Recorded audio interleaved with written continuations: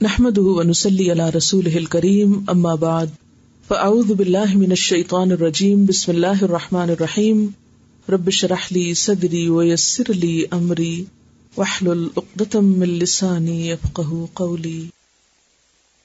سورۃ القصص، سبق نمبر 200، آیت نمبر 1 سے 21 تک، لیسن نمبر 200، آیت نمبر 1 to 21. لفظی ترجمہ: بسم اللہ الرحمن الرحیم. طاسیم میم طاسیم میم.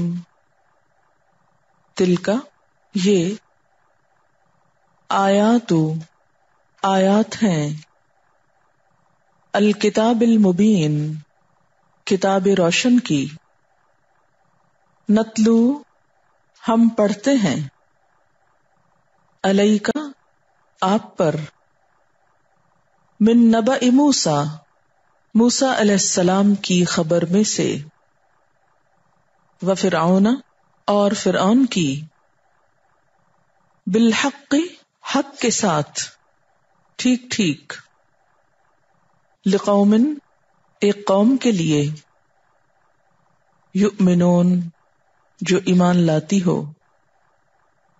ان فرعون بے شک فرعون، علا اس نے تکبر کیا، فی الارض زمین میں، وجعل اور کر دیا، اہلہا اس کے رہنے والوں کو، شیعاً گروہوں میں، یستضعف ضعیف جانتا تھا، کمزور سمجھتا تھا، طائفتاً ایک گروہ کو، منہم ان میں سے، یذبح ذبح کرتا، ابناءہم ان کے بیٹوں کو، ویستحیی اور زندہ رہنے دیتا، نساءہم ان کی عورتوں کو، انہو بے شک وہ،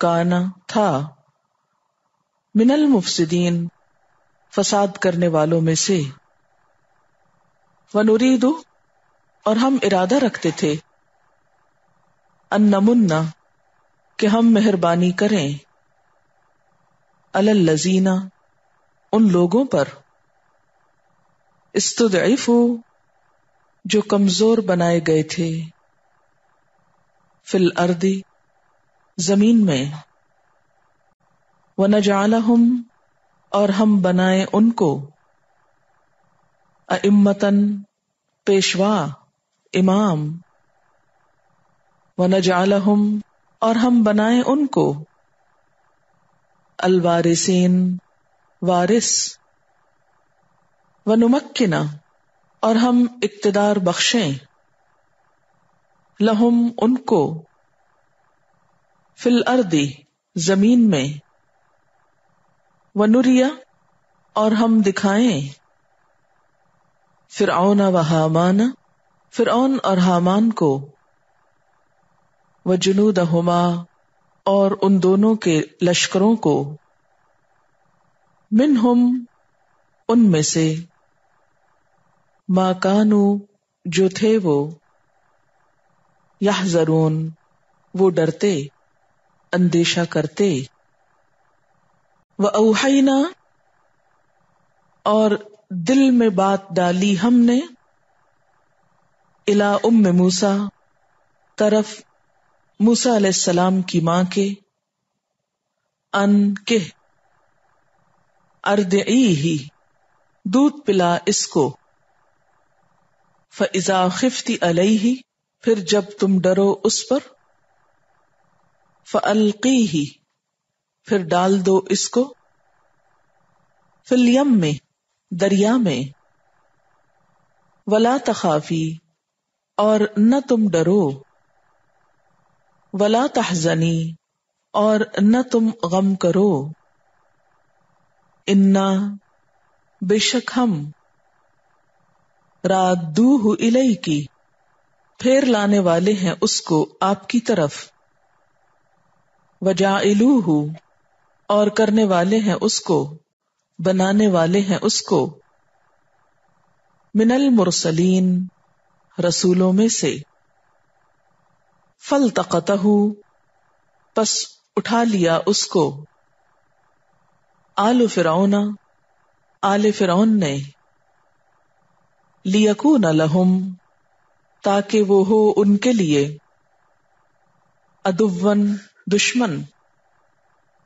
وحزناً اور غم کا ذریعہ، ان فرعون بے شک فرعون، وہامان اور حامان، وجنودہما اور ان دونوں کے لشکر، کانوا خاطئین تھے وہ سب خطا کار، وقالت امرأۃ فرعون اور کہنے لگی بیوی فرعون کی، قرۃ ٹھنڈک، عین آنکھوں کی، لی میرے لیے، ولک اور تیرے لیے، لا تقتلوہ نہ تم قتل کرو اس کو، عسیٰ امید ہے، ان کہ ینفعنا وہ نفع دے ہم کو، او یا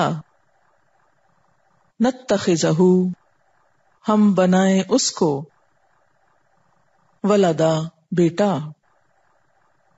وہم اور وہ، لا یشعرون شعور نہ رکھتے تھے، نہ سمجھتے تھے، وَأَصْبَحَ اور ہو گیا، فؤاد دل، ام موسیٰ موسیٰ علیہ السلام کی ماں کا، فارغا خالی، ان کا عادت بے شک قریب تھا، لتبدی کہ ظاہر کر دیتی، بھی اس کو، لولا اگر نہ، ان کہ ربطنا ہم باندھ دیتے، علی قلبہا اس کے دل پر، لتکون تاکہ وہ ہو جائے، من المؤمنین ایمان لانے والوں میں سے،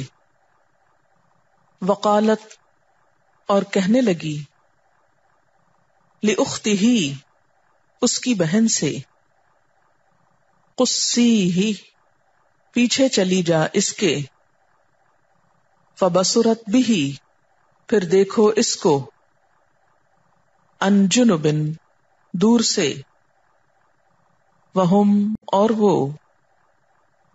لا یشعرون شعور نہ رکھتے تھے،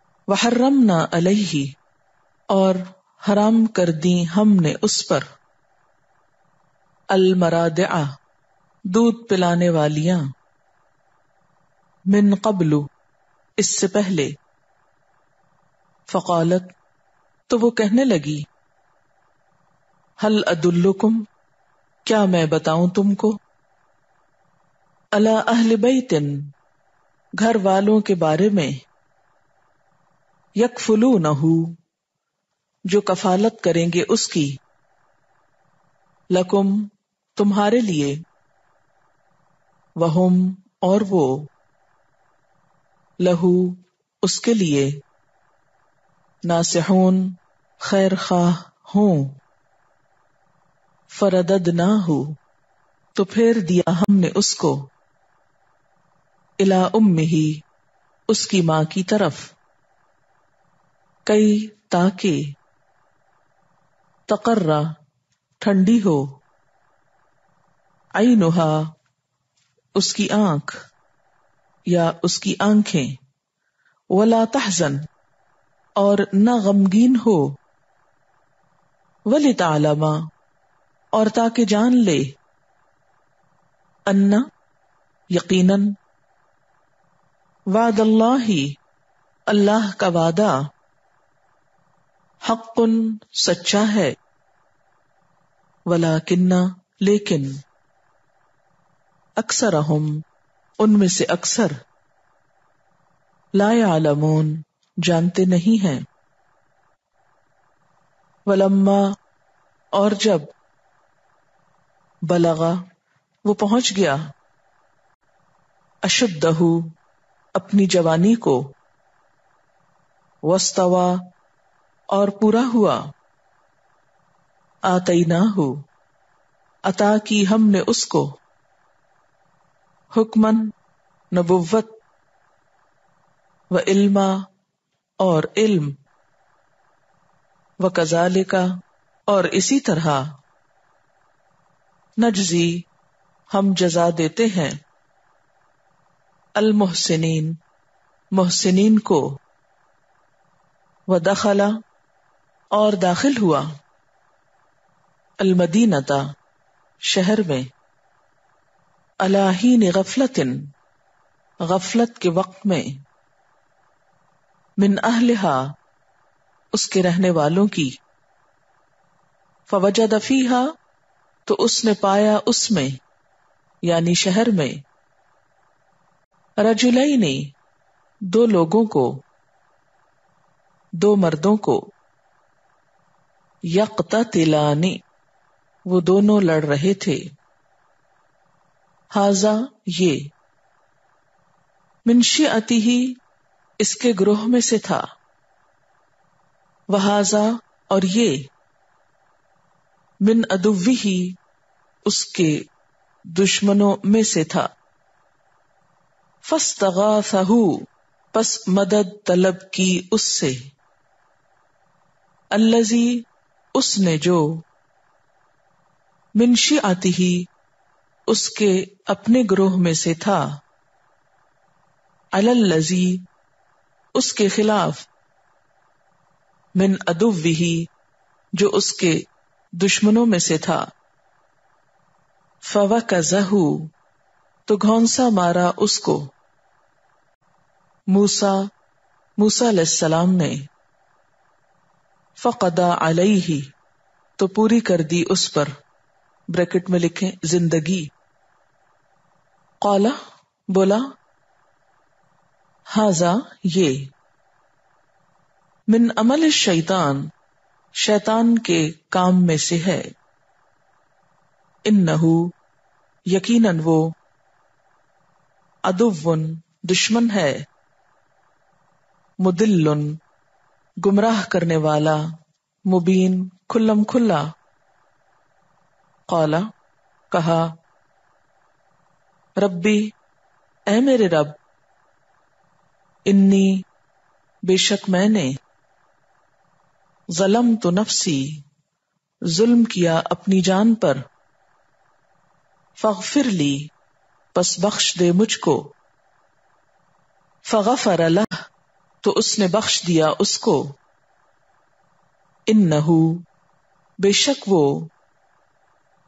هو الغفور الرحیم وہ غفور الرحیم ہے قال کہا ربی اے میرے رب بما بوجہ اس کے جو انعمت علی احسان کیا تو نے مجھ پر فلن تو ہرگز نہیں اکونا میں ہوں گا ظہیراً مددگار للمجرمین مجرموں کے لیے فاصبح تو صبح کی فی المدینتی شہر میں خائفاً ڈرتے ہوئے یترقب خبر لیتے ہوئے فاذا الذی تو جب کہ وہ شخص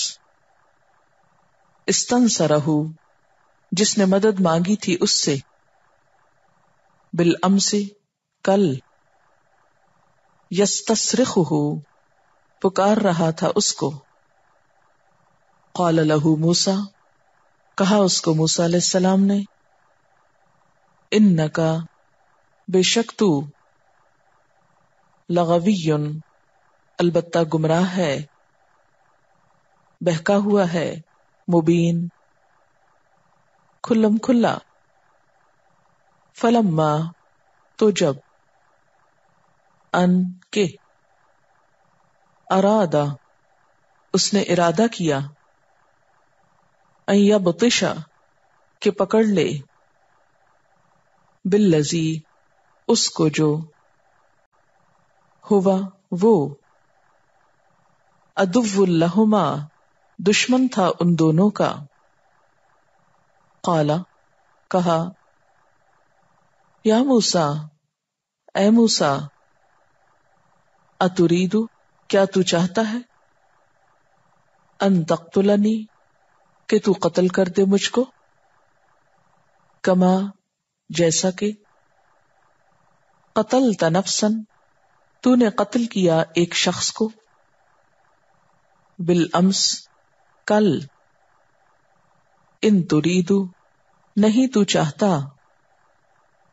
الا مگر، ان تکون کہ تو ہو، جبارا فی الارض جبار ظالم زمین میں، وما ترید اور نہیں تو چاہتا، ان تکون کہ ہو تو، من المصلحین اصلاح کرنے والوں میں سے، وجاء اور آیا، رجل ایک شخص، من اقصى المدینتی شہر کے دور دراز علاقے سے، یسعی دوڑتا ہوا، قالا کہا، یا موسیٰ اے موسیٰ، ان الملأ بے شک سردار، یأتمرون بک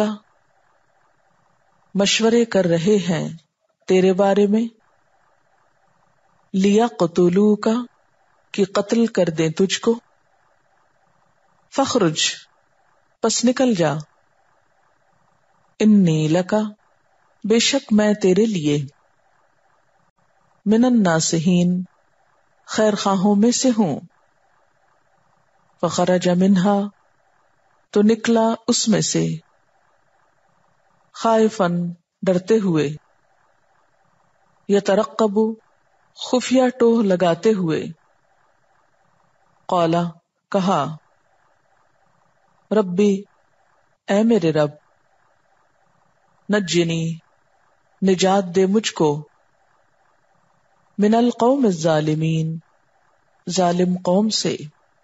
سورۃ القصص، بسم اللہ الرحمن الرحیم۔ سورۃ القصص مکی سورت ہے جو سورۃ النمل کے بعد نازل ہوئی، یعنی نزولی ترتیب میں الشعراء، النمل اور القصص ہیں، اور مصحف کی ترتیب میں بھی یہ اسی طرح آئی ہیں۔ اس کے بارے میں یہ بھی آتا ہے کہ یہ ہجرت کے دوران نازل ہوئی، جب نبی صلی اللہ علیہ وسلم مکہ چھوڑ چکے تھے اور بہت غمگین تھے۔ اس سورت کی 88 آیات ہیں، 88، 9 رکوع ہیں، 441 کلمات ہیں اور 5800 حروف ہیں۔ اس سورت کا مرکزی کردار موسیٰ علیہ السلام ہے، نام بھی القصص ہے، اور پورا قصہ یا پوری کہانی موسیٰ علیہ السلام کی گرد ہے۔ موسیٰ علیہ السلام وہ پیغمبر ہیں جن کا ذکر قرآن مجید میں باقی تمام پیغمبروں کے مقابلے میں زیادہ آیا ہے۔ تقریباً 124 بار آپ کا ذکر آتا ہے قرآن پاک میں، مختلف اسالیب میں، مختلف مقامات پر، 124 ٹائمز۔ اور موسیٰ علیہ السلام کی کہانی یا موسیٰ علیہ السلام کا واقعہ جو ہے وہ 2 حصوں پر مشتمل ہے۔ ایک حصہ موسیٰ اور فرعون کا ہے، اور دوسرا موسیٰ اور بنی اسرائیل کا۔ یہاں پر ہم دیکھتے ہیں کہ کہانی کا پہلا حصہ جو موسیٰ علیہ السلام اور فرعون کے مابین ہے، اس کا ذکر ہے۔ موسیٰ علیہ السلام 5 اولو العزم پیغمبروں میں سے ہیں۔ موسیٰ علیہ السلام کی قوم بنی اسرائیل پچھلی تمام اقوام کے مقابلے میں طویل ترین تاریخ رکھتی ہے۔ مثلا قوم نوح کی تاریخ ختم ہو گئی کس کے ساتھ؟ سیلاب کے ساتھ۔ قوم عاد کی ختم ہو گئی آندھی کے ساتھ۔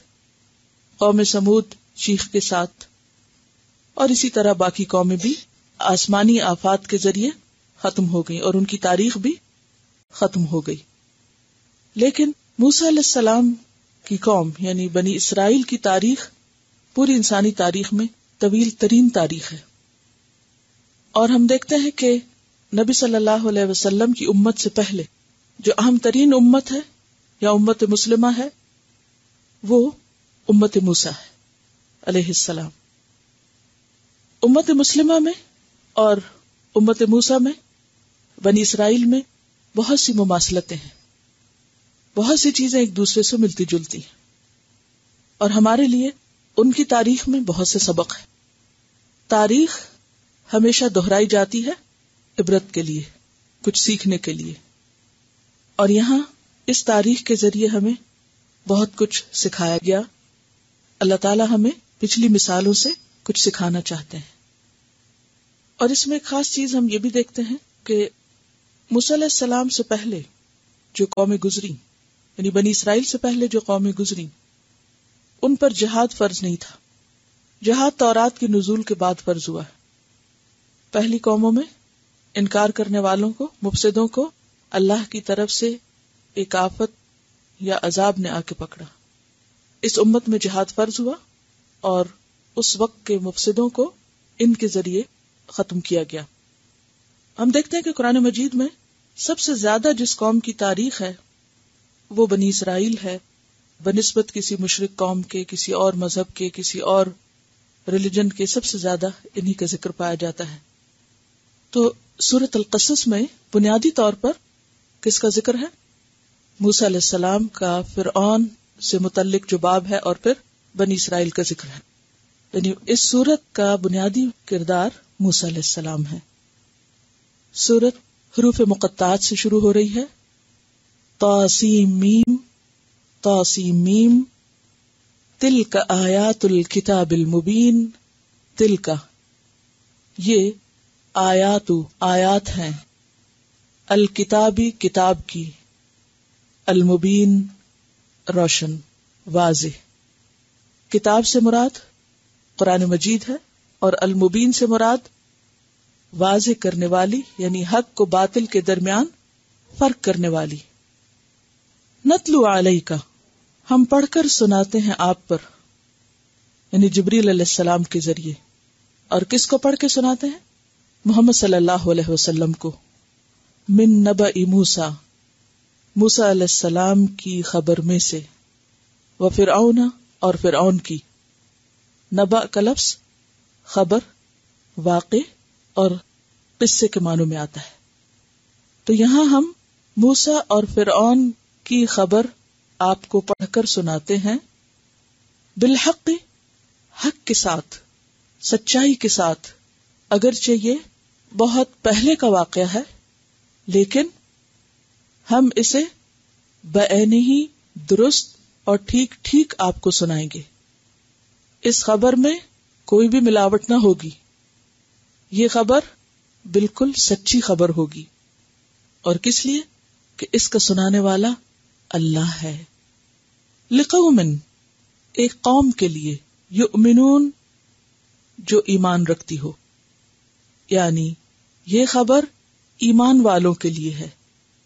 اگرچہ قرآن سب لوگوں کے لیے ہے تو پھر صرف ایمان والوں کے لیے کیوں خبر بیان کی جا رہی ہے؟ کیونکہ فائدہ صرف ایمان والے ہی اٹھائیں گے. باقی لوگوں کے لیے یہ واقعہ محض ایک واقعہ ہے، لیکن ایمان والوں کے لیے اس میں سبق ہے. ان بے شک فرعون نے علا چڑھائی کی، فی الارض زمین میں، اور زمین سے مراد مصر کی زمین ہے. فرعون نے زمین مصر میں تکبر کیا، وہ سرکش بن گیا. وجعل اور بنایا، اہلہا اس کے رہنے والوں کو، شیعن گروہوں میں، شیعتن کی جمع شیعن، کر دیا اس کے رہنے والوں کو گروہ در گروہ، یعنی ان کو ڈیوائیڈ کر دیا تھا اس نے، ان میں طبقاتی تقسیم پیدا کر دی تھی. یستضعف کمزور کر رکھا تھا، دعاد عین فے سے، ضعیف اسی سے. طائفتن ایک گروہ کو، منہم ان میں سے، کن میں سے؟ اہل مصر میں سے. اشارہ ہے بنی اسرائیل کی طرف. یعنی اللہ نے ان کو چن لیا تھا اور فرعون نے ان کو کمزور کر دیا تھا، مجبور کر دیا تھا، سب سے لوئسٹ کلاس قرار دیا تھا. یذبح، وہ ذبح کرتا، ابناءہم، ان کے بیٹوں کو، ویستحیی، اور زندہ رہنے دیتا، نساءہم، ان کی عورتوں کو. اور جس قوم میں مرد ختم ہو جائیں یا کم ہو جائیں، عورتوں کی کثرت ہو جائے، وہ قوم کمزور ہو جاتی ہے، کیونکہ ایسی قوم یا ایسے لوگ اپنا دفاع نہیں کر سکتے، تنہا عورتیں اپنا دفاع نہیں کر سکتی. انہو، بے شک وہ، کانا، تھا، من المفسدین، مفسدین میں سے، فساد کرنے والوں میں سے، کہ وہ فساد فی الارض کا مجرم تھا. یہاں ہم دیکھتے ہیں فرعون کے طریقے حکومت کو. وہ کس پر بیس تھا؟ ڈیوائیڈ اینڈ رول کے اصول پر، کہ لوگوں کو تقسیم کرو، وہ آپس میں ایک دوسرے سے جھگڑتے رہیں، گروہ بن جائیں، لوگوں میں باہمی فرق کر دیا جائے، امتیازات پیدا کر دیے جائیں، ڈسکریمنیشن پیدا کر دی جائے، کلاس سسٹم کو ابھارا جائے، تاکہ پھر لوگ آپس میں ایک دوسرے سے کٹے رہیں، ایک دوسرے کے خلاف سوچتے رہیں، اور حکمران طبقہ اپنی منمانی کرتا رہے. تو گویا اس وقت کے سیاسی حالات کیا تھے کہ مصر کی قوم یا مصر کے رہنے والے دو حصوں میں بٹے ہوئے تھے. ایک کے پاس پاور تھی اور دوسرے کے پاس کچھ نہیں تھا. اور فرعون نے اپنی طاقت اور اپنی قوت اور سرکشی اس حد تک بڑھا رکھی تھی کہ وہ اپنے آپ کو رب کہتا تھا، انا ربکم الاعلی، اور کوئی اس کا انکار بھی نہیں کرتا تھا. بنی اسرائیل تو کر نہیں سکتے تھے کمزور ہونے کی وجہ سے، اور اس کی اپنی قوم کے لوگ بھی اندھا دھند اس کی پیروی کر رہے تھے. تو اس سے آپ اندازہ لگا سکتے ہیں کہ اس کی شخصیت کیسی شخصیت بن چکی تھی. یعنی وہ ایک طرح سے پاور فگر بن گیا تھا. اور یہاں پر یہ جو ذکر کیا گیا کہ ان کے بیٹوں کو ذبح کرتا، تو اس کے بارے میں روایات میں آتا ہے کہ فرعون نے ایک خواب دیکھا کہ ایک نور فلسطین کے علاقے سے نکلا ہے اور مصر کے گھروں کو اس نے سٹرک کیا ہے آ کر، سوائے بنی اسرائیلیوں کے گھروں کے. تو اس کی تعبیر جب اس نے کاہنوں سے پوچھی تو انہوں نے کہا کہ بنی اسرائیل میں سے کوئی لڑکا ایسا پیدا ہوگا جو تمہاری سلطنت کا خاتمہ کر دے گا. تو اس خطرے کا مقابلہ کرنے کے لیے اس نے بنی اسرائیل کے بچوں کو قتل کرنا شروع کر دیا. یہ تو تھا فرعون کا طریقہ، فرعون کی چال. لیکن اللہ تعالی کی تدبیر کچھ اور تھی. وَنُرِيدُ، اور ہم چاہتے تھے، أَن نَمُنَّ، کہ ہم احسان کریں، عَلَى الَّذِينَ، اوپر ان لوگوں کے، استُضْعِفُوا فِي الْأَرْضِ، جو کمزور سمجھے گئے تھے زمین میں، وَنَجْعَلَهُمْ أَئِمَّةً، اور ہم بنا دیں ان کو امام، وَنَجْعَلَهُمُ الْوَارِثِينَ، اور ہم بنا دیں ان کو وارث، مالک. وَمَكَرُوا مَكْرًا، انہوں نے ایک چال چلی، اور ایک تدبیر اللہ کی ہوتی ہے. اور غالب کس کی تدبیر آتی؟ اللہ کی تدبیر. یہی چیز آپ یہاں دیکھیں گے. فرعون اگرچہ ایک پاور فگر تھا اور اس نے بنی اسرائیل کو ختم کرنے کی اور اپنی حکومت اور اپنے اقتدار کو بچانے کی زبردست تدبیریں کر رکھی تھی، اور اس میں وہ حد سے گزر چکا تھا کہ ایک دوسری قوم کے بچوں کو بے دریغ دائیں بائیں قتل کر رہا تھا. ان سارے حالات کے باوجود کہ جس میں امید کی کوئی کرن نہ تھی، اللہ تعالی اپنی خاص پلاننگ کے ساتھ بنی اسرائیل کو ظلم اور جبر کی اس چکی سے نکالتے ہیں. اور اس میں بہت بڑی عبرت ہے کہ کوئی بھی قوم یا کوئی بھی فرد ظلم کے ساتھ زیادہ دیر زندہ نہیں رہ سکتا، ظلم زیادہ دیر سروائیو نہیں کر سکتا.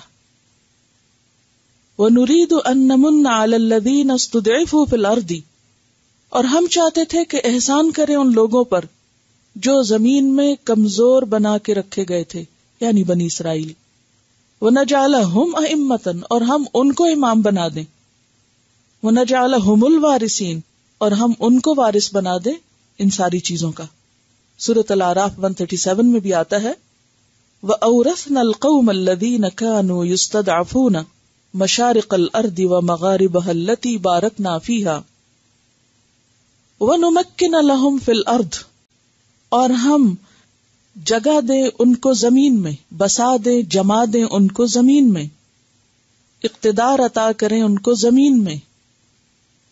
تمکین کا لفظ میم کاف نون سے ہے، مکان بھی اسی سے ہے، کسی کو ایسی جگہ دینا کہ اس میں وہ جماؤ حاصل کر سکے، یعنی حکومت اور اقتدار دینے کے معنی میں بھی آتا ہے۔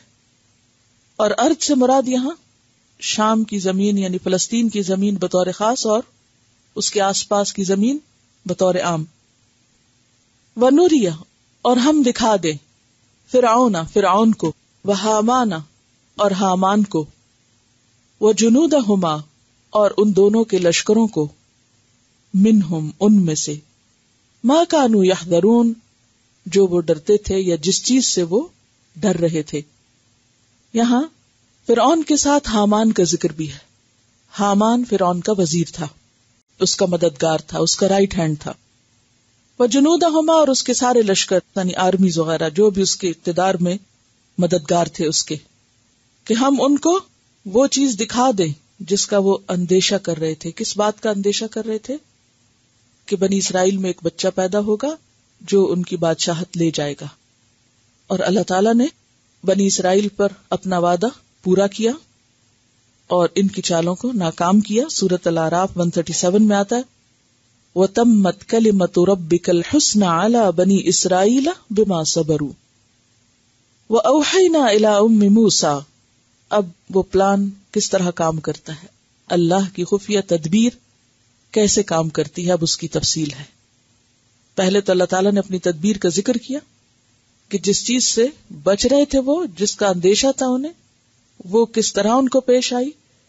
یہ قصہ کہاں سے شروع ہوتا ہے، ابتدا اور آغاز کہاں سے ہوا؟ آغاز ہوا موسیٰ علیہ السلام کی ولادت سے۔ وَأَوْحَيْنَا إِلَىٰ أُمِّ مُوسَىٰ، اور وحی کی ہم نے ام موسیٰ کی طرف۔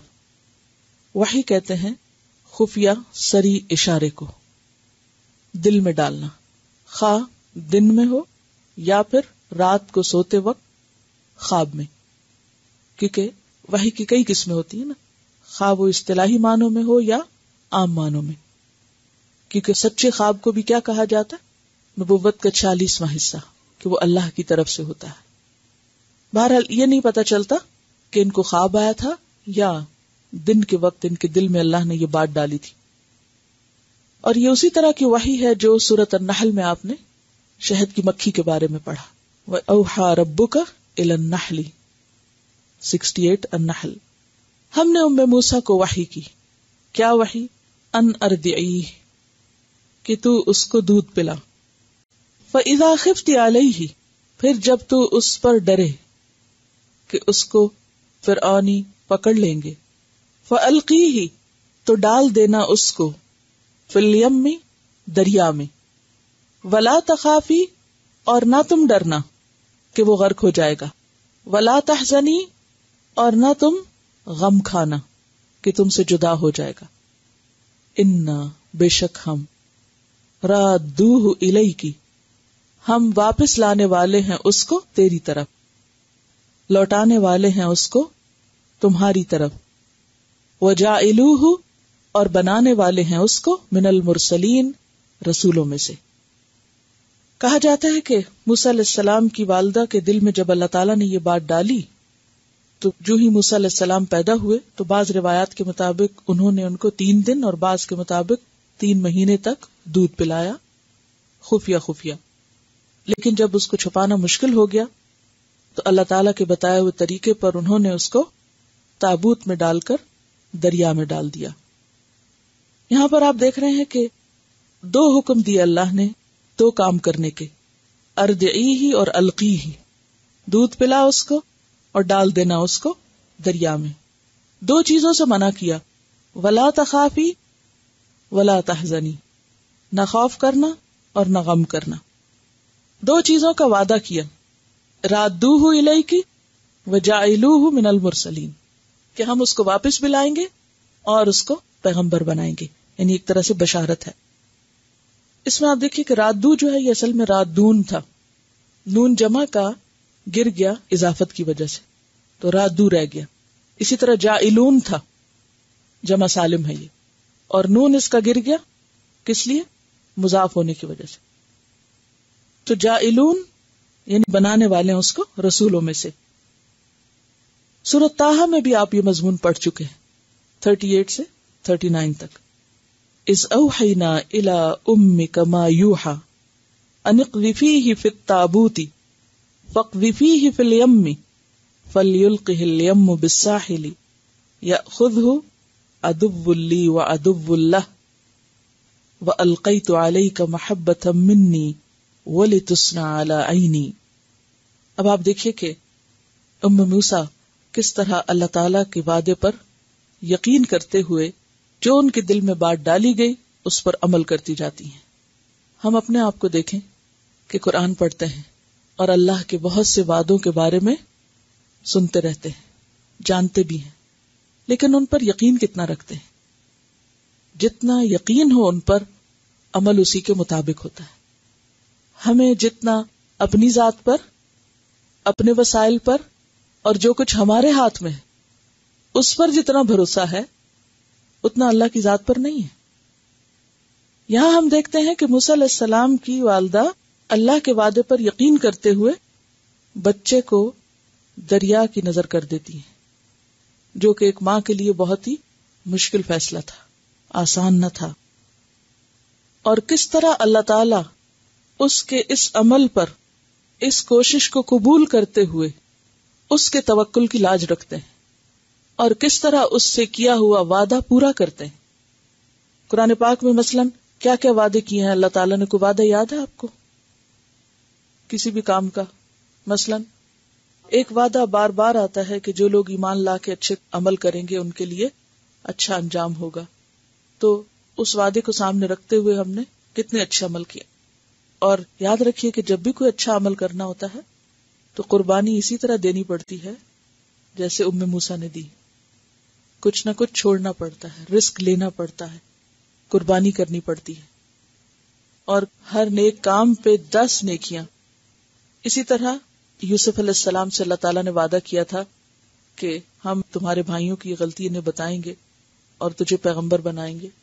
اور جنگ بدر میں اللہ تعالیٰ نے وعدہ کیا اور پورا کیا، من جاء بالحسنۃ فلہ 10 امثالھا، جو ایک نیکی کرے گا اس کے لیے 10 گنا اجر ہے. اور ابراہیم علیہ السلام سے جو وعدہ کیا اللہ نے وہ بھی پورا کیا. اسی طرح اللہ تعالیٰ قرآن پاک میں وعدہ کرتے وَلَيَنْصُرَنَّ اللَّهُ مَن يَنْصُرُهُ، جو اللہ کے دین کی مدد کرے گا اللہ اس کی ضرور ضرور مدد کرے گا. ان تنصروا اللہ ینصرکم ویثبت اقدامکم. لیکن اللہ کے وعدے ہمیں بعض اوقات اپنے لیے نہیں لگتے. ہم کیا سوچتے ہیں یہ تو ان بڑے بڑے لوگوں کے لیے ہیں اور خاص چنے ہوئے بندوں کے لیے ہیں، اور ہم تو گناہگار لوگ ہیں اس لیے پتہ نہیں کیا ہوگا. لہذا وہ کرنے کی بجائے جو اللہ چاہتا ہے ہم کیا کرنے لگتے ہیں؟ جو ہمارا نفس چاہتا ہے، جو ہمارا دل چاہتا ہے، یا جو ہماری مرضی ہوتی ہے. بہرحال اب کیا ہوا؟ موسیٰ نے ان کو تابوت میں ڈال دیا، جیسے سورۃ طٰہٰ میں آتا ہے نا کہ فَاقْذِفِيهِ فِي الْيَمِّ فَلْيُلْقِهِ الْيَمُّ بِالسَّاحِلِ، تم ڈالو اس کو دریا میں اور دریا اس کو باہر ڈال دے گا. اب ہوا ایسے ہی کہ دریا کی لہریں بہت تیز تھیں اور ایک مقام پر جا کر دریا کی لہروں نے بچے کو کنارے پہ ڈال دیا. اب کیا ہوا؟ فَالْتَقَطَهُ آلُ فِرْعَوْنَ، آل فرعون نے اس کو اٹھا لیا. التقط کا لفظ جو ہے لام قاف طا سے ہے. لقطہ، لقطہ کا معنی ہوتا ہے زمین سے کسی ایسی چیز کا اٹھانا جس کا مالک معلوم نہ ہو. لقطہ کہتے ہیں گری پڑی چیز کو. لقطہ گری پڑی چیز جس کا مالک پتہ نہیں، بغیر ارادے کے راہ میں پڑی چیز کسی کا مل جانا. تو اس کے اپنے احکامات ہیں. بہرحال یہاں کیا ہوا کہ آل فرعون میں سے کسی نے موسیٰ علیہ السلام کو یا اس تابوت کو جس میں موسیٰ علیہ السلام تھے دریا کے کنارے دیکھا، اور جب دیکھا کہ اس میں بچہ ہے تو اس کو اٹھا لیا اور اٹھا کے اندر لے گئے. لِيَكُونَ لَهُمْ عَدُوًّا تاکہ وہ ہو جائے انہی کا دشمن. یہاں لی جو ہے یہ لام یا تو عاقبت کا ہے، یعنی انجام کار وہ انہی کا دشمن بنے، یا لام علت ہے نتیجتاً وہ ہو جائے انہی کا دشمن. وحزناً اور غم کا سبب. بعض اوقات انسان مفت ملنے والی چیز کو، راہ میں پڑی چیز کو اپنے فائدے کی سمجھ کے اٹھا لیتا ہے، لیکن کیا ہوتا ہے وہی چیز بعض اوقات وبال جان بن جاتی ہے. لِيَكُونَ لَهُمْ عَدُوًّا وَحَزَنًا إِنَّ فِرْعَوْنَ بے شک فرعون وحامان اور حامان وجنودہما اور ان دونوں کے لشکر کانوا خاطئین وہ سب خطاکار تھے، خاطئین تھے. خاطئن کی جمع. ان کو کیوں خطاکار کہا گیا؟ خطاکار کیوں تھے؟ کہ وہ اپنی ظالمانہ تدابیر سے اللہ کی تدبیر کا مقابلہ کرنا چاہ رہے تھے اور ظالمانہ طریقے اختیار کیے ہوئے تھے. معصوم بچوں کا قتل کوئی چھوٹا جرم نہ تھا، اور ایک نسل کو وائپ آؤٹ کرنا یہ کوئی معمولی جرم نہ تھا. تو ان کا یہ جو زمین میں فساد تھا یہ بہت بڑا جرم تھا، اور اسی جرم کی وجہ سے اللہ ان کو سزا دینا چاہتا تھا. سورۃ نوح میں بھی آتا ہے مما خطیئاتہم اغرقوا فادخلوا نارا.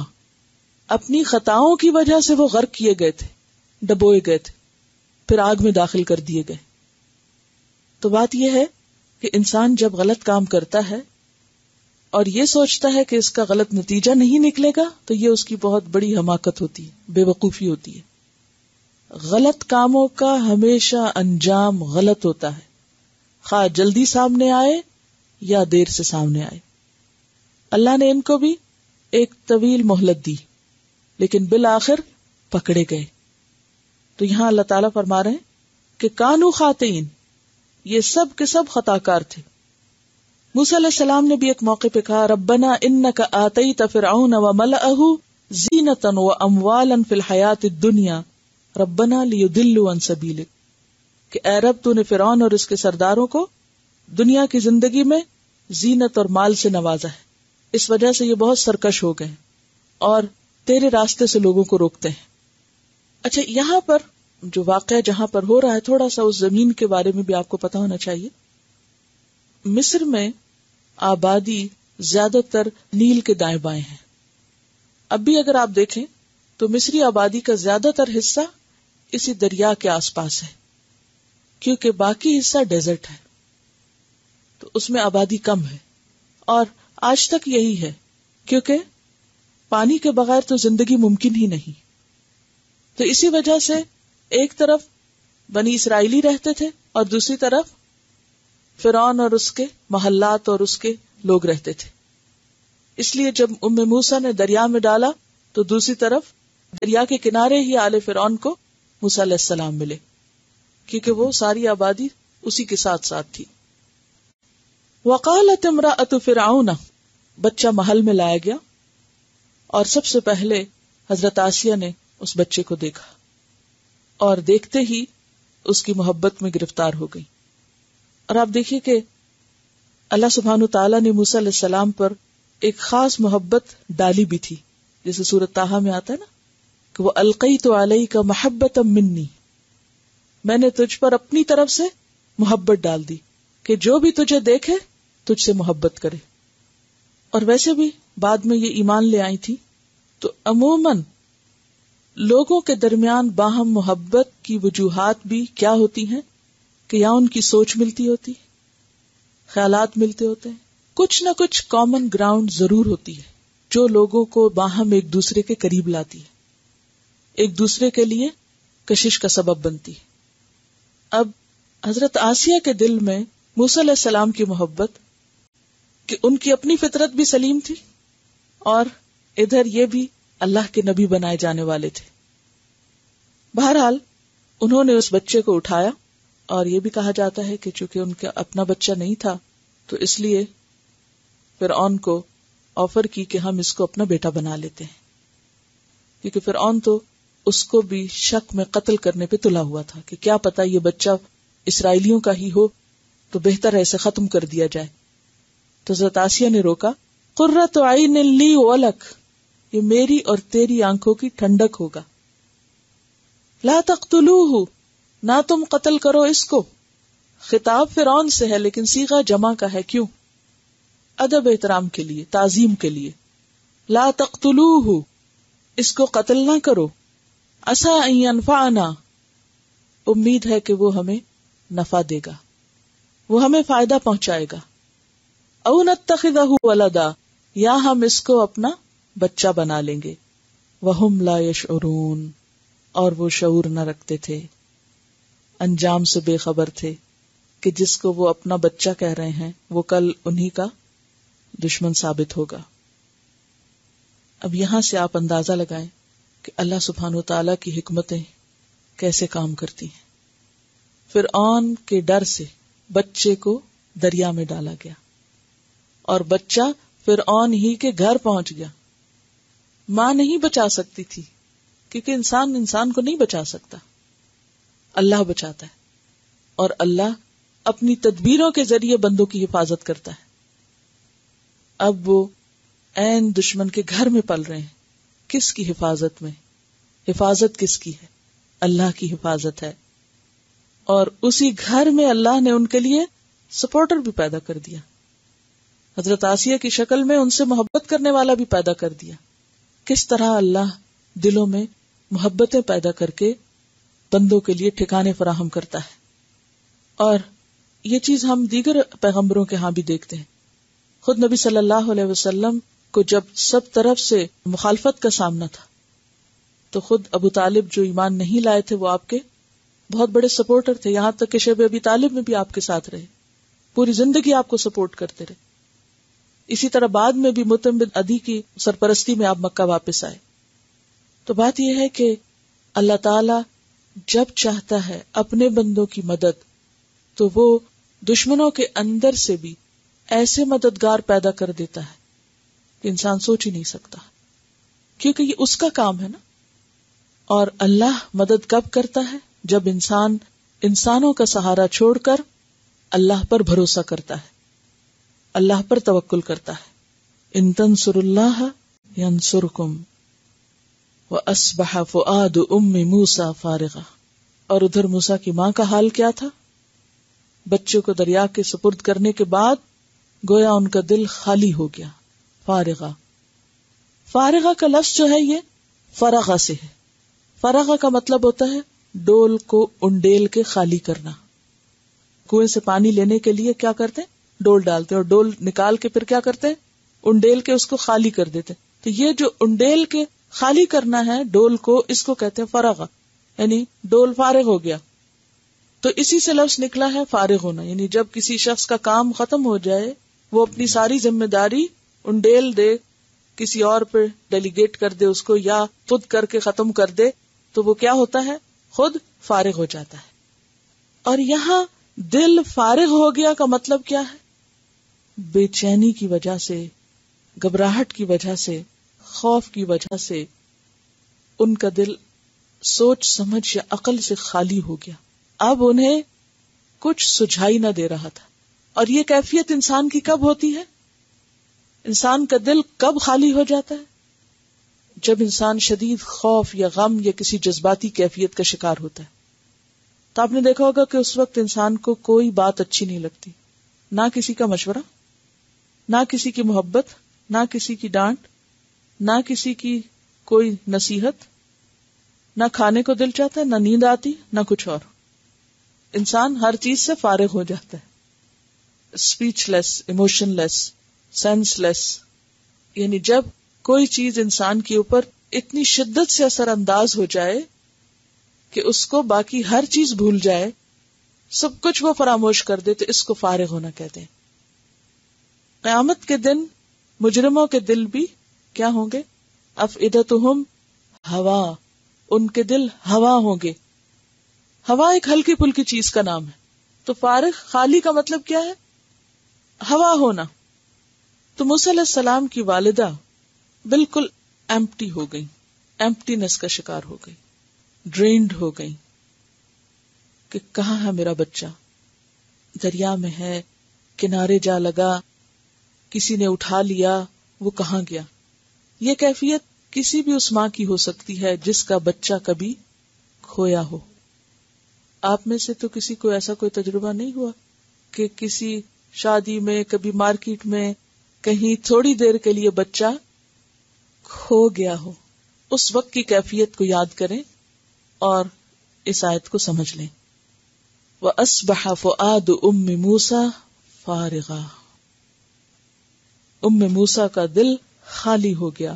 ان کا عادت قریب تھا لتبدی بھی، کہ وہ ظاہر کر دیتی اس کو، یعنی گھر سے باہر نکل کے سڑک پہ آ جاتی اور اپنے دل کا حال بیان کر دیتی یا رونا دھونا شروع کر دیتی اور راز فاش کر دیتی کہ میں نے بچے کو یوں تابوت میں ڈال کے چھوڑ دیا ہے.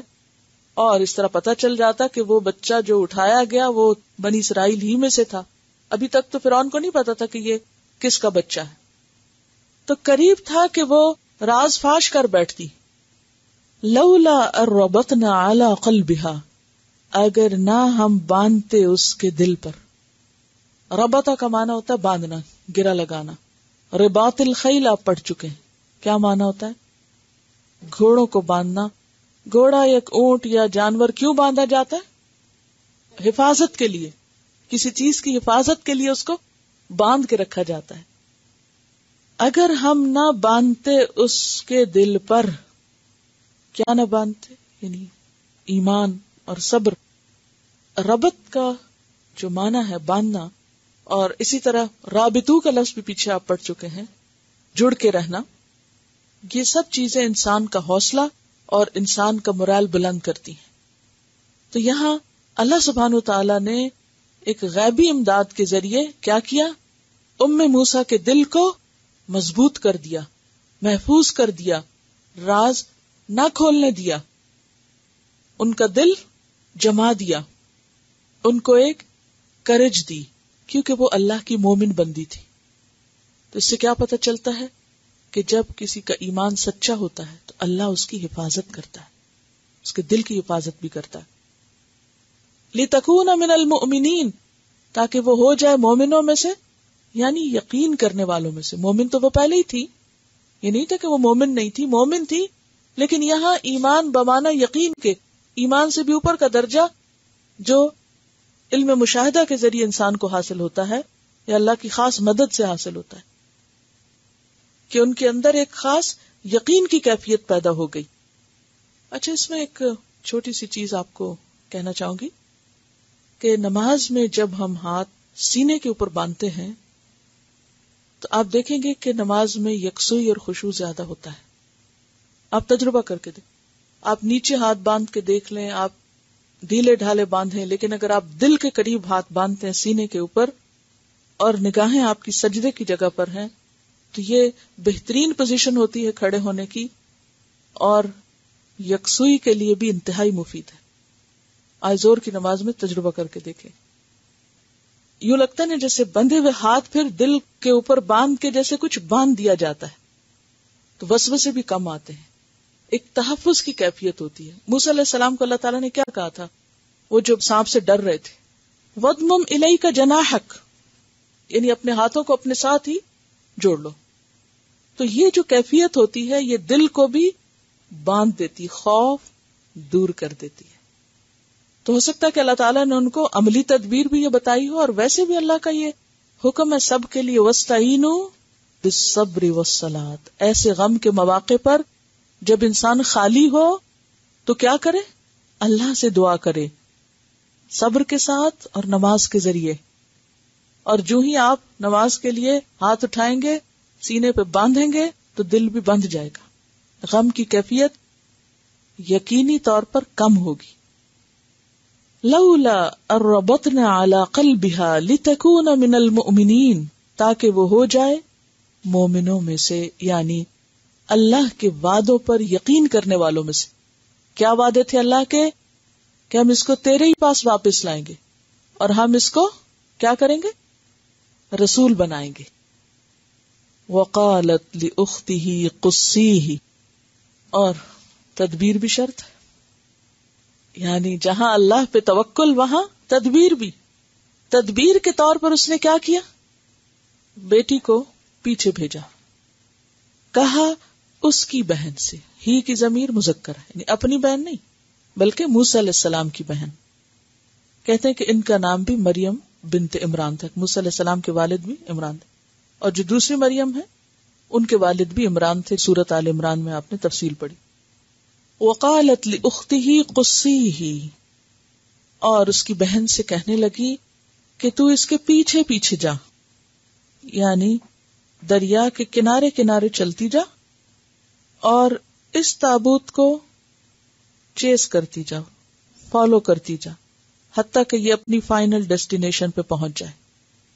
جیسے موسیٰ علیہ السلام کے خضر سے ملاقات کے لیے آتا نا، فارتد علی آثارہما قصصا، اپنے ہی قدموں کے نشان پر واپس گئے. کہا کہ تم بھی کیا کرو، پیچھے پیچھے جاؤ اس کے. فبصرت به عن جنب، پھر دیکھتی رہو اس کو پہلو سے. جنب کا لفظ جو ہے جیم نون بے سے ہے. اس کے دو معنی ہوتے ہیں. ایک ہوتا ہے دور ہونا، مخالف سمت جانا، اور ایک ہوتا ہے قریب ہونا، موافق سمت کو آنا. ایک کا مصدر جنب بنتا ہے، دوسرے کا جنب بنتا ہے. روٹ ایک ہی ہے، مصدر کے فرق سے معنی فرق ہو گیا. قرآن پاک میں دونوں لفظ استعمال ہوئے، والجار الجنوبی والصاحب بالجنبی. والجار الجنوبی، اجنبی ہمسایہ. اجنبی کون ہوتا ہے؟ جو دور ہوتا ہے، دل سے دور ہوتا ہے، چاہے وہ پاس بیٹھا ہو. ٹھیک ہے نا. جنوب دور کے معنوں میں، اور جنب جو ہے وہ ساتھ کے معنوں میں. اور جنوب سے ہی جنبی بھی ہے، کیونکہ وہ شخص نماز سے پھر دور ہوتا ہے. بہرحال یہاں پر کیا تھا کہ بالکل تابوت کے ساتھ نہیں، بلکہ اتنے فاصلے پر رہ کے ساتھ جا کہ کسی کو یہ شک نہ پڑے کہ تم اسی کے پیچھے جا رہی ہو. یعنی تدبیر کے ذریعے تم ساتھ ساتھ جاؤ، پہلو بچاتے ہوئے. وَهُمْ لَا يَشْعُرُونَ، اور وہ نہ شعور رکھتے ہوں، ان کو پتہ نہ چلے کہ موسیٰ کی بہن پیچھے آ رہی ہے. وَحَرَّمْنَا عَلَيْهِ الْمَرَاضِعَ مِنْ قَبْلُ، اور حرام کر دی ہم نے اس پہ دودھ پلانے والیاں اس سے پہلے ہی. کس سے پہلے؟ ماں کے پاس جانے سے پہلے. مرادع مردعن کی جمع ہو سکتی ہے یا مردعن کی. مردع ہو اگر تو مانا ہوگا دودھ پلانے والی، اور مردعن ہو تو اسم ظرف ہوگا مفعول کے وزن پر، دودھ پینے کی جگہ یعنی بریسٹ. فقالت، تو کہنے لگی، کون؟ اخت موسیٰ. هل ادلکم، کیا میں رہنمائی کروں تمہاری، علی اہل بیت، ایک گھر والوں پر، یکفلونہ، جو اس کی کفالت کر سکتے ہوں، اس کی دیکھ بھال کر سکتے ہوں، لکم تمہارے لیے، وہم لہو ناصحون، اور وہ اس کے لیے خیر خواہ ہوں. ناصح کی جمع. کہا ہی جاتا ہے کہ موسیٰ علیہ السلام کو جب اٹھا لیا گیا، محل میں لے جائے گئے، تو کچھ دیر کے بعد ان کو بھوک لگی، انہوں نے رونا شروع کر دیا. ڈبوں کا دودھ تو تھا نہیں، جو بھی دودھ پلانے والی عورت لائی گئی انہوں نے دودھ پینے سے انکار کر دیا. اب ظاہر ہے کہ خبر جو ہے وہ محل کے باہر بھی پہنچی، باہر ان کی بہن تھی، تو انہوں نے کہا اچھا میں کچھ بندوبست کر دیتی ہوں اگر آپ مجھے کہیں تو آپ دیکھیے کہ ایسے موقع پر جب بچہ رو رہا ہو اور ماں پاس نہ ہو تو انسان ہر تدبیر اختیار کرنے پہ تیار ہو جاتا ہے، ڈیسپریٹ ہوتا ہے. تو ان کا کیا، جو بھی کوئی کرے لاؤ صحیح تم کسی کو. بہرحال اب اس طریقے پر بچے کو موسیٰ علیہ السلام کی والدہ کے پاس لایا گیا. کیا ہوا کہ موسیٰ علیہ السلام کی بہن واپس ماں کے پاس پہنچی اور ان کو لے کر محل میں آئی. حضرت آسیہ نے ان سے کہا کہ تم اس بچے کو دودھ پلاؤ اور تم بھی یہیں منتقل ہو جاؤ. تو کہنے لگی کہ نہیں، میرے شوہر اور بچے ہیں، میں یہاں نہیں رہ سکتی. ہاں یہ ہو سکتا ہے کہ آپ بچے کو روزانہ دودھ پلانے کے لیے لے آئیں. تو انہوں نے کہا چلیں ٹھیک ہے. اور پھر روزانہ بچہ شاہی گارڈز کی نگرانی اپنی ماں کے پاس دودھ پینے کے لیے جا رہا ہے. فرددناہ الی امہ، پھر لوٹا دیا ہم نے اس کو اس کی ماں کی طرف. انا رادوہ الیک، کتنی جلدی اللہ نے وعدہ پورا کر دیا. ایک وعدہ تو فوراً پورا ہو گیا، اور دوسرا جاعلوہ من المرسلین 40 سال بعد پورا ہوا. اللہ اپنے وعدوں کی خلاف ورزی نہیں کرتا. یہ الگ بات ہے کہ کچھ دعائیں یا کچھ چیزیں فوراً ہو جاتی ہیں اور کچھ چیزیں اپنا وقت آنے پر ہوتی ہیں. ہم چونکہ کم ظرف ہوتے ہیں، چھوٹی نگاہ رکھتے ہیں، اس لیے صبر سے کام نہیں لیتے اور اللہ کے وعدوں پر یقین نہیں کرتے. بہرحال فرددناہ الی امہ، ہم نے لوٹا دیا اس کو اس کی ماں کی طرف. کئی تقر عینھا، تاکہ ٹھنڈی ہو اس کی آنکھ بچے کی ملاقات پر، بچے کو دودھ پلا کے یعنی ڈیلائٹڈ فیل کرے. قرہ کا لفظ جو ہے ٹھنڈ کے لیے آتا ہے قرن، لیکن ایسی ٹھنڈک جو خوشگوار ہو. بہرحال یہاں پر آنکھوں کی ٹھنڈک سے مراد آنکھوں کا دیکھ کر کسی چیز کو خوش ہو جانا. اس سے آپ اندازہ لگائیں کہ اللہ سبحانہ تعالیٰ نے انسان کی خوشی کے کیسے کیسے سامان رکھے. انسان کو خوشی صرف کھانے پینے سے نہیں ملتی. انسان کو خوشی کسی کی ملاقات سے بھی ہو سکتی، کسی کو دیکھ کر بھی ہو سکتی، کوئی چیز سن کر بھی ہو سکتی. یعنی اللہ کی بے شمار نعمتیں ہیں بندوں پر. خوشی حاصل کرنے کے کئی ذرائع اللہ نے رکھے ہیں ہمارے دلوں کی تسکین کے لیے. لیکن بہت سے لوگ ناسمجھی میں چند مخصوص چیزوں کو ہی خوشی کا سامان سمجھ بیٹھتے. مثلا مال کے حصول کو، پیسہ اگر ملتا رہے تو وہ خوش رہتے ہیں، چاہے بچوں سے ملاقات ہو یا نہ، چاہے ماں سے ملیں یا نہ، چاہے بہن بھائیوں سے ملیں یا نہ، بس پیسہ ملنا چاہیے. یہی ان کی خوشی اور یہی ان کا منزل و مقصد زندگی ہو جاتا ہے. جبکہ انسان کے لیے بہترین خوشی کی چیز کیا ہے کہ انسان اللہ کی ان نعمتوں پر جو اس نے ہمارے رشتہ داروں کی شکل میں، انسانوں کی شکل میں اور ہمارے محسنوں کی شکل میں ہمارے لیے رکھے ہیں، ان کو دیکھ کر بھی خوش ہونا. آپ دیکھیے کہ ہم سب کی الٹیمیٹ تمنا کیا ہے کہ ہمیں اللہ تعالیٰ کا دیدار نصیب ہو، کیونکہ سب سے بڑھ کر اسی سے محبت ہے. اور یہ قدرتی بات ہے نا کہ انسان کو جس سے سب سے زیادہ محبت ہو اسی کو دیکھ کر سب سے زیادہ خوشی بھی ہوتی ہے. ماں کو سب سے زیادہ محبت اپنے بچے سے ہوتی ہے، لہذا اس کے لیے سب سے زیادہ خوشی اسی کو دیکھ کر ہوتی ہے. اور اسی طرح ہر ایک کے لیے پھر جو خوشی کے ذرائع ہے، کچھ لوگوں کی خوشی حلال چیز میں ہوتی ہے اور کچھ کی حرام میں ہوتی ہے. بہرحال پھر یہاں انسان کا امتحان ہوتا ہے کہ جہاں حرام چیزیں ہیں وہاں آ کر انسان رک جائے، خواہ وہ دل کو کیسی ہی اچھی کیوں نہ لگے. کیونکہ آتا نا وَعَسَىٰ أَن تَكْرَهُوا شَيْئًا وَهُوَ خَيْرٌ لَكُمْ وَعَسَىٰ أَن تُحِبُّوا شَيْئًا وَهُوَ شَرٌّ لَكُمْ. بعض چیزوں سے فوری اور وقتی خوشی ملتی ہے اور بعض چیزوں سے بچنے کی بڑی خوشی ملتی ہے. مثلاً انسان اگر حرام چیزوں سے اپنی نگاہ کو روکتا ہے تو اس کی بھی خوشی ہے. ضروری نہیں کہ کسی چیز کو دیکھ کر ہی خوشی ہو، کسی چیز کو چھوڑ کر بھی خوشی ملتی ہے. اور خاص طور پر اگر انسان اس کو اللہ کی خاطر چھوڑ دے، کسی حرام چیز کو دیکھنا اللہ کی خاطر چھوڑ دے تو انسان کی نمازوں میں بھی لذت اور انسان کو ایمان کی حلاوت نصیب ہوتی ہے. بعض لوگ اس فلسفے پر عمل کرتے ہوئے کہ اللہ نے نعمتیں ہمارے لیے بنائی ہیں، لہٰذا خوبصورت خوبصورت چیزیں ہیں دنیا میں، خواہ خوبصورت عورتیں ہوں یا خوبصورت کوئی بھی چیز ہو، تو اس لیے آرٹ کے نام پر یا فن کے نام پر ہم ہر حلال حرام چیز کو دیکھ کر دل لبھانا چاہتے ہیں اور خوش ہونا چاہتے ہیں. بعض لوگوں کو ڈانس دیکھ کے خوشی ہو رہی ہوتی ہے، دوسروں کے جسم کے مختلف حصے ولگیرٹی کے ساتھ فحش انداز سے نمایاں کر کے. اور عام طور پر ہماری شادیوں میں اب کیا رہ گیا ہے؟ خوش ہونے کے ذریعے کیا باقی رہ گئے ہیں؟ حرام طریقوں سے خوشی. اللہ کی اطاعت کرنے والوں کو کبھی بھی حرام چیزوں سے خوشی نہیں ہو سکتی. وہ کسی گناہ کے کام کو دیکھ کر خوش نہیں ہو سکتے. وہ اس پہ کڑ تو سکتے ہیں، دکھی تو ہو سکتے ہیں، غمگین تو ہو سکتے، مگر خوش نہیں ہو سکتے. مومن کی خوشی اللہ کی اطاعت میں ہوتی ہے، حرام میں ہرگز نہیں ہوتی. بہرحال کئی تقر عینھا ولا تحزن، تاکہ اس کی آنکھیں ٹھنڈی ہوں اور وہ غم نہ کرے. غم چھوڑ دے. وَلِتَعْلَمَ، اور تاکہ وہ جان لے، ان وعد اللہ حق، بے شک اللہ کا وعدہ سچا ہے. اللہ کا وعدہ سچا ہے. کیا وعدہ؟ وَمَن يَتَّقِ اللَّهَ يَجْعَل لَّهُ مَخْرَجًا، جو اللہ سے ڈرتا ہے اللہ اس کے لیے کوئی نہ کوئی وے آؤٹ بنا دیتا ہے، مشکل سے نکلنے کا کوئی راستہ نکال دیتا ہے.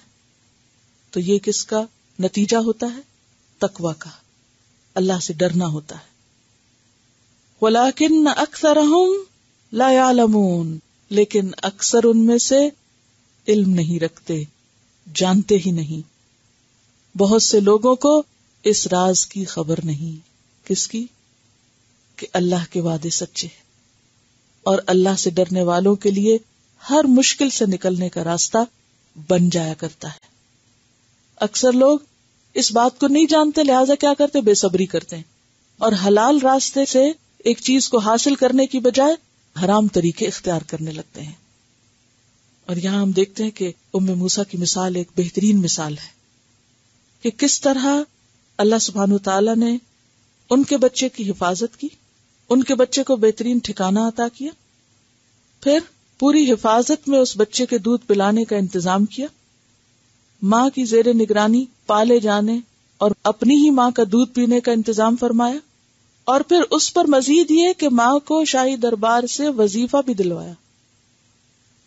ایک مرسل حدیث میں آتا ہے، ابو داؤد کی روایت ہے، اس کاریگر کی مثال جو اپنی بنائی ہوئی چیز میں ثواب اور خیر کی نیت رکھتا ہے. مثلاً ایک پنکھا بنا رہا ہے، کاریگر ہے، کوئی ایئر کنڈیشنر بنا رہا ہے، کوئی چیز بنا رہا ہے، قلم بنا رہا ہے، اپنی مہارت استعمال کر رہا ہے کیا؟ کاریگر.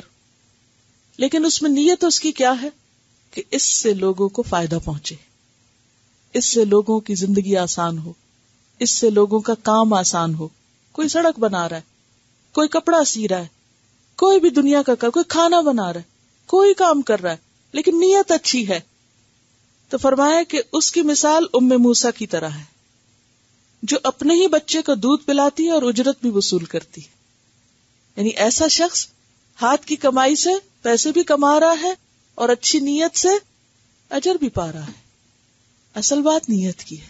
چاہے ہم کوئی چھوٹا سا کام کریں یا کوئی بڑا کام کریں، بظاہر دیکھنے میں کوئی معمولی سا کام ہی کیوں نہ ہو، راستے سے تکلیف دینے والی چیز ہی کیوں نہ اٹھا لیں، لیکن اگر نیت اللہ کی رضا ہے تو اللہ تعالیٰ اس میں انسان کے لیے اجر ہی اجر رکھ دیتا ہے، خواہ وہ بظاہر دنیا کا کام کیوں نہ ہو. تو انسان کا اندر خوبصورت ہونا چاہیے، اس کے اندر دوسروں کے لیے ہمدردی کے احساسات اور جذبات ہونے چاہیے، اور ایسے ہی لوگ اللہ کی خاص رحمتوں اور برکتوں کے مستحق ہوتے ہیں. ان آیات کی تلاوت سنیے، پھر آگے چلیں گے. بھی مشکل مقام ہو، کتنا بھی مشکل وقت ہو، اگر انسان اللہ سے مدد طلب کرتا ہے تو اللہ تعالیٰ ضرور دل کو ڈھارس بندھا دیتا ہے. حدیث میں آتا ہے نا، من یتصبر یصبرہ اللہ، جو صبر کرنا چاہے گا اللہ اس کو صبر دے گا. لیکن جب ہم خود ہی نہ چاہیں تو اللہ تعالیٰ کیوں چاہے؟ اصل بات یہ ہے کہ ہوتا وہ ہے جو اللہ چاہتا ہے، اور اللہ کی طاقت ہر طاقت سے بڑی ہے. ضرورت اس بات کی ہے کہ ہمارا ایمان اور یقین اور توکل سچا ہو. اللہ نے یہ چوائس بھی سب کو دی ہے کہ وہ اللہ کی باتوں کو مانے یا نہ مانے، اس کے وعدوں پہ یقین کریں یا نہ کریں. اگر وہ اس حکم پر عمل نہ کرتی اللہ تعالیٰ کسی اور کو چن لیتا. اس صورت میں انشاءاللہ آخر تک جب آپ پڑھیں گے تو آپ دیکھیں گے کہ بنی اسرائیل کی نجات میں عورتوں کا ایک خاص کردار رہا ہے. ابتدا میں ام موسیٰ کا کردار ہے، پھر اخت موسیٰ کا کردار ہے، آگے موسیٰ علیہ السلام کی بیوی آئیں گی، پھر اس کے بعد مزید بھی آپ دیکھیں گے. تو یہ ہے کہ کسی بھی قوم کی ترقی میں یا اس کی نجات میں عورت کے کردار کو بھلایا نہیں جا سکتا، یہ اگنور نہیں کیا جا سکتا. چلیے آگے چلتے ہیں. وَلَمَّا بَلَغَ أَشُدَّهُ، جب وہ پہنچے اپنی پوری جوانی کو. جسمانی اعتبار سے جوانی کی تکمیل کے لیے اشد کا لفظ آتا ہے، اور یہ 30 سے 40 سال کی عمر ہوتی ہے انسان کی. اشد پورے جوبن اور پورے زور کے لیے بھی آتا ہے، شدید سے ہے، شین دال دال. واستوى، اور وہ مکمل ہو گیا، یعنی اس کی نشو نما، ذہنی نشو نما مکمل ہو گئی. تو گویا جسمانی اعتبار سے اور ذہنی میچورٹی کے اعتبار سے موسیٰ علیہ السلام پوری طرح ایک مکمل نوجوان کی شکل میں تیار ہو گئے. اور یہ سارا عرصہ کہاں گزارا انہوں نے؟ فرعون کے گھر. اور اس کے بعد ایک اور امتحان زندگی میں آتا ہے، اور وہ یہاں سے نکل کر مدین جا پہنچتے ہیں. آتیناہ، دی ہم نے اس کو، حکمن، نبوت، وعلمن، اور علم. 40 سال کی عمر میں، کہتے ہیں کہ تقریباً 30 سال کے تھے جب وہ واقعہ پیش آیا. 10 سال مدین میں گزارے. واپسی پر جب سینا کے میدان سے گزرے تو وہاں پر اللہ تعالیٰ نے ان کو نبوت عطا کی. تو یہ 30 سے 40 سال کا عرصہ اشدہ اور استوا کا ہے، جس میں پہلے 30 سال مصر میں گزارے اور پھر 10 سال اگلے مدین میں گزارے. آتیناہ حکمن، ہم نے اس کو حکم عطا کیا. حکم نبوت کے لیے آیا ہے یہاں، اور حکم کا لفظ قوت فیصلہ کے لیے بھی آتا ہے. وعلمن، اور علم. اور کون سا علم مراد ہے یہاں؟ شریعت کا علم. اب آپ دیکھیے کہ موسیٰ علیہ السلام جسمانی اعتبار سے، ذہنی اعتبار سے، تجربے کے اعتبار سے ایک بہت ہوش مند سمجھدار انسان بن کے تیار ہو چکے ہیں. تو اللہ تعالیٰ ان کو ایک ذمہ داری عطا کرتے ہیں. کہا جاتا ہے کہ 30 سال جو موسیٰ علیہ السلام فرعون کے دربار میں رہے تھے تو جسمانی اعتبار سے ان کو چونکہ اچھی غذا کھانے کو ملی، اچھا ماحول ملا، دنیاوی اعتبار سے جو آداب شاہی تھے اس کے مطابق ان کا اڈاپٹڈ چائلڈ تھا، تو وہاں جو بھی ٹریننگ تھی اور جس قسم کی مہارت بچوں کو دی جاتی وہ سب ان کو ملی تھی. اور کہتے ہیں کہ بہت ویل بلڈ اسٹرانگ قسم کے انسان تھے، ڈارک کلر کے تھے، کرلی ہیئر تھا ان کا، اور ایک اسٹرانگ پرسنالٹی تھے. اور اس کے بعد جب مدین گئے تو وہاں انہوں نے بکریاں چرائیں. تو بکریاں چرانے کی ٹریننگ سے جب اللہ نے گزارا، انسانوں کے ساتھ معاملہ کرنے کی بھی ایک بہترین تربیت ان کو ملی. وَكَذَلِكَ نَجْزِي الْمُحْسِنِينَ، اور اسی طرح ہم جزا دیتے ہیں محسنین کو. تو اس سے پتہ چلتا ہے کہ موسیٰ علیہ السلام محسنین میں سے تھے. اگرچہ وہ رہے ایک خاص جگہ پر، لیکن اس کے باوجود انہوں نے بنی اسرائیل کی خیر خواہی نہیں چھوڑی، اور وہ اپنے دین پر ہی تھے، کیونکہ اپنی ماں کے گود میں پلے تھے اور ایمان اور یقین کی قوت اور اپنا دین وہیں سے لیا تھا بچپن سے ہی. اور یہاں پر آپ دیکھیے کہ حکم اور علم 2 چیزیں آئی ہیں. موسیٰ علیہ السلام کے لیے جب یہ استعمال ہوا تو اس سے مراد دین کا علم اور پھر نبوت اور ساتھ ہی قوت فیصلہ ہے. عام انسانوں کے لیے علم کے ساتھ جو حکم یا حکمت آتی ہے وہ کیا چیز ہوتی ہے؟ پہلا درجہ ہوتا ہے علم حاصل کرنے کا. اس میں انسان انفارمیشن جمع کرتا ہے، اس کتاب سے پڑھا، اس کا لیکچر سنا، اس کتاب سے سیکھا، اس استاد سے سیکھا، سیکھ رہے ہیں، ان پٹ ہو رہا ہے سارا. اس کے بعد اگلا مرحلہ اس پر عمل کا ہوتا ہے. حکمت کس چیز کا نام ہے؟ کہ جو سیکھا ہوا ہے اس کو رائٹ ٹائم پر عمل میں ڈھال دیا جائے. اگر کوئی شخص علم کے باوجود عمل نہیں کرتا تو وہ سمجھدار انسان نہیں. وہ کیا ہے؟ سمجھدار انسان نہیں. حکمت نہیں اس میں، کیونکہ وہ علم کو عمل میں نہیں ڈھال سکا. حکم کیا ہے؟ فیصلہ کرنا کہ کون سا کام کیسے کرنا ہے. ہم جب بھی زندگی میں فیصلے کرتے ہیں تو وہ کس بنیاد پر ہوتے ہیں؟ ہمارے گزشتہ علم کی بنیاد پر یا تجربے کی بنیاد پر. مثلا آپ ایک کھانا بھی پکا رہے ہوتے ہیں تو اس میں بھی کیا چاہیے؟ صرف علم کافی کہ ریسیپی کا پتہ ہے؟ تجربہ، پریکٹس. تو موسیٰ علیہ السلام جب اپنے سارے مرحلے پار کر چکے تو اللہ نے ان کو ایک خاص کام کے لیے چن لیا. اور یہ لیڈرشپ کے لیے بہت ضروری ہوتا ہے. لیڈرشپ کی اہم ترین کوالٹی ہے. صرف علم کی بنیاد پر بات نہیں بنتی جب تک انسان کے پاس حکمت نہ ہو، تجربہ نہ ہو، رائٹ ڈیسیژن لینے کی صلاحیت نہ ہو. کیونکہ بہت سے لوگ بڑی بڑی ڈگریاں رکھتے ہیں، بہت کچھ جانتے ہیں، لیکن عملی زندگی میں ناکام ہوتے ہیں. ان کو یہ نہیں پتا چلتا کہ اب کس موقع پر انہیں کیا کرنا چاہیے، دائیں جانا چاہیے یا بائیں جانا چاہیے. تو پیغمبروں کو اللہ سبحانہ وتعالی نے جو چنا تو ان کو دونوں چیزیں دی ہیں. ان کو علم بھی دیا ہے اور ساتھ علم پر عمل کرنے اور اس علم کو آگے پہنچانے کا فہم بھی دیا، حکمت بھی دی ہے. اور یہ صرف پیغمبروں کو نہیں ملتا. کیا فرمایا؟ وَكَذَلِكَ نَجْزِي الْمُحْسِنِينَ. اس کو حاصل کرنے کے لیے کیا بننے کی ضرورت ہے؟ محسن. اور محسن کون ہوتا ہے؟ جو بدلے میں نیکی نہیں کرتا بلکہ کوئی کرے یا نہ کرے اس سے وہ اپنی طرف سے احسان کرتا رہتا ہے. وہ نیکی میں پہل کرتا ہے. وہ انتظار نہیں کرتا کہ کوئی اور میرے ساتھ کرے گا تو میں کروں گا. وہ کیا دیکھتا ہے کہ مجھے پتا چل گیا ہے، مجھے تو کرنا ہے، کوئی اور کرتا ہے یا نہیں کرتا. وہ دو رخا پن بھی نہیں اختیار کرتا کہ کہیں کچھ اور کہیں کچھ. ایک جگہ تو دین پر عمل کر لیا اور دوسری جگہ دین کو خدا حافظ کہہ دیا. وہ لوگوں کے ڈر سے عمل کرنے والا نہیں ہوتا بلکہ وہ صرف اللہ کے ڈر سے عمل کرتا ہے. اسی لیے کیا کہتے ہیں؟ رأس الحکمتی مخافت اللہ. رأس الحکمتی مخافت اللہ. حکمت کا سر یا بنیاد، جڑ کیا ہے؟ اللہ کا ڈر.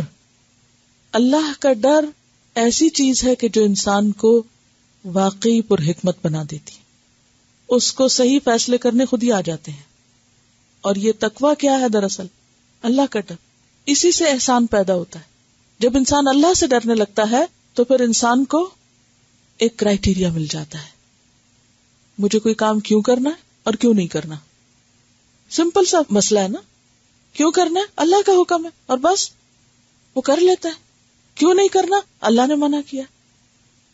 یہ سب سے بڑی سمجھداری ہے. ہم حجت بازی اور بحث بازی کو سمجھداری قرار دیتے ہیں کہ جتنا زیادہ ہم آرگیو کر سکیں، حجتیں کر سکیں، کسی چیز میں مین میں نکال سکیں، اللہ کے حکموں کو چیلنج کر سکیں تو ہم انتہائی ذہین، سمجھدار اور بہت ہی وزڈم والے انسان ہیں. ہم سمجھتے ہیں ہماری عقل بہت کام کرتی. تو یہ عقل کا اضافہ نہیں، عقل کا مارا جانا ہے. عقل مند کون ہے؟ جو یہ فیصلہ کر سکے کہ کوئی بات اللہ کا حکم ہے تو مجھے کرنا ہے، چاہے اس میں میرا فائدہ یا نقصان میری مرضی کے مطابق ہے یا خلاف. جو چیز پھر اللہ کی مرضی کی ہوگی، دین کے فائدے کی ہوگی، وہ اسے کر لے گا. تو اسے فیصلہ کرنے میں کچھ مشکل ہی نہیں. فیصلہ کرنے میں مشکل کب ہوتی ہے؟ جب انسان دو راہے پہ کھڑا ہوتا ہے، ادھر جاؤں کہ ادھر جاؤں. اور جس کو یہ پتا ہو کہ ایک ہی راستہ ہے، دوسرا کوئی نہیں ہے، ایک ہی ہے اور وہ اللہ کا راستہ، تو پھر اس کے لیے کیا مشکل ہے؟ کوئی مشکل نہیں. وَدَخَلَ الْمَدِينَةَ عَلَى حِينِ غَفْلَةٍ، اور داخل ہوا شہر میں غفلت کے وقت میں. عَلَى یہاں بمانا فی ہے، جیسے آتا نا وَاتَّبَعُوا مَا تَتْلُو الشَّيَاطِينُ عَلَى مُلْكِ سُلَيْمَانَ، تو وہاں عَلَى کا مانا کیا کیا تھا؟ فی ملک سلیمان. وَدَخَلَ الْمَدِينَةَ، کون داخل ہوا؟ موسیٰ علیہ السلام. المدینہ سے مراد مصر ہے، اور یہاں شہر سے مراد یعنی جہاں عام لوگ رہتے تھے، یعنی محل سے نکلے اور شہر میں آئے. کس وقت میں آئے؟ جب لوگ غافل تھے. ویسے تو شہر کی زندگی میں کیا ہوتا ہے؟ ہلچل ہوتی ہے، لوگ آ رہے ہیں جا رہے ہیں، ہر طرف رونق ہے. لیکن اس وقت وہاں سب خاموشی تھی. اس لیے بعض مفسرین کہتے ہیں کہ دوپہر کا وقت تھا، بعض کہتے ہیں کہ وہ رات کا وقت تھا، عشاء کے بعد. علی حین غفلۃ من اہلھا، اس کے رہنے والوں کی غفلت کے وقت میں. فوجد فیہا رجلین، تو پایا اس میں دو لوگوں کو، رجلین یقتتلان، جو آپس میں لڑ رہے ہیں. دیکھا کہ دو لوگ آپس میں لڑ رہے ہیں. کون ہے وہ دو؟ ھذا من شیعتہ، یہ اس کے گروہ میں سے تھا، یعنی موسیٰ کے بنو اسرائیل میں سے. اور شیعہ کس کو کہتے ہیں؟ گروہ کو. شیعہ کا لفظ شاع سے ہے، شاع یشیع، اور اس کا لفظی معنی کہتا ہے پھیلنا. اشاعت کا لفظ بھی اسی سے نکلا ہے. تو شیعہ گروہ کو کہتے ہیں کیونکہ گروہ بھی کیا ہوتا ہے؟ کوئی گروہ، کوئی جماعت کہیں جا رہی ہے تو کیا ہوتا ہے؟ کہیں بھی اترے تو ایک دم پھیل جاتے. تو انسان کے وہ مددگار جو اس کے ارد گرد پھیلے رہتے ہیں ان کو شیعہ کہتے ہیں. ھذا من شیعتہ، یہ اس کے گروہ میں سے تھا، بنو اسرائیل میں سے. وھذا من عدوہ، اور یہ دوسرا اس کے دشمن میں سے تھا، یعنی قبطیوں میں سے تھا، ایجپشن تھا. فاستغاثہ، پس مدد کے لیے پکارا اس کو. استغاثہ کا لفظ جو ہے غین یہ ثاس ہے. غیث کہتے ہیں بارش کو، استغاثہ ہوتا ہے بارش مانگنا. پانی چونکہ انسان کی زندگی کی سب سے بڑی ضرورت ہے، تو اس لیے پھر اس سے ہر مشکل وقت میں مدد طلب کرنے کے لیے یہ لفظ آتا ہے. کیا لفظ؟ استغاثہ. ہمیں دیکھو گا مقدمات میں اور عدالتی چیزوں میں بھی استغاثہ کا لفظ کبھی سنا پڑا یا دیکھا ہوگا. فاستغاثہ الذی، تو مدد کے لیے پکارا اس کو اس شخص نے، من شیعتہ، جو اس کے اپنے گروہ میں سے تھا، یعنی اسرائیلی جو تھا، علی الذی، اس کے خلاف، من عدوہ، جو اس کے دشمنوں میں سے تھا. اب دو لوگ لڑ رہے ہیں، ایک اپنا ہے ایک دوسرا ہے. اپنے نے دیکھا کہ موسیٰ آ رہے ہیں تو فوراً اس سے مدد طلب کی. اور موسیٰ علیہ السلام کی شخصیت آپ دیکھیں گے کہ ایسی نہیں تھی کہ جو کسی کو کچھ کرتا دیکھیں تو اس کو چھوڑ دیں. وہ ضرور خبر رکھتے تھے. کچھ لوگ ہوتے ہیں نا کہ ان کے سر پہ ڈھول بھی پیٹے جائیں تو ان کو کوئی اثر نہیں ہوتا. ایک بات 10 دفعہ بھی کہی جائے تو ان کو لگتا ہے جیسے انہوں نے سنی نہ ہو. کوئی غلط سے غلط کام بھی ہو رہا ہو تو وہ اتنے بے حس ہوتے ہیں جیسے انہیں کچھ نظر ہی نہ آتا ہو. لیکن کچھ لوگ آثار سے بھی پہچان جاتے ہیں کہ مشکل کیا ہے، معاملہ کیا ہے. موسیٰ علیہ السلام ان میں سے تھے. فوراً آگے بڑھے اور اپنے بھائی کی مدد کی. فَوَكَزَهُ موسیٰ، تو موسیٰ نے اس کو گھونسا مارا. وکس کہتے ہیں مٹھیاں بند کر کے کسی کو مارنا، اور لکزا ہوتا ہے لات مارنا کسی کو. بہرحال اس کے سینے پہ مارا موسیٰ علیہ السلام نے. فَقَضَى عَلَيْهِ، پس فیصلہ کر دیا اس پر، یعنی موت کا، مار دیا اس کو. اور مارنے کے فوراً بعد کیا کہا؟ قال، کہا کس نے؟ موسیٰ علیہ السلام. هذا من عمل الشیطان، یہ تو شیطان کے کام میں سے، میں نے ٹھیک نہیں کیا. فوراً اعتراف، یہ میں نے غلطی کی. ابھی اس وقت پیغمبر نہیں بنے، پہلے کی بات، عہد شباب کی بات ہے. لیکن کس قدر سلیم فطرت تھے کہ اپنی غلطی کو فوراً مان لیا. انہ عدو مضل مبین، بے شک وہ شیطان دشمن ہے گمراہ کرنے والا کلم کلا. میں تو اس کی بات میں آ گیا. اب یہ قتل جو تھا محض کسی انسان کا قتل نہیں تھا. یہ قتل ایک بہت بڑا ایشو بن گیا.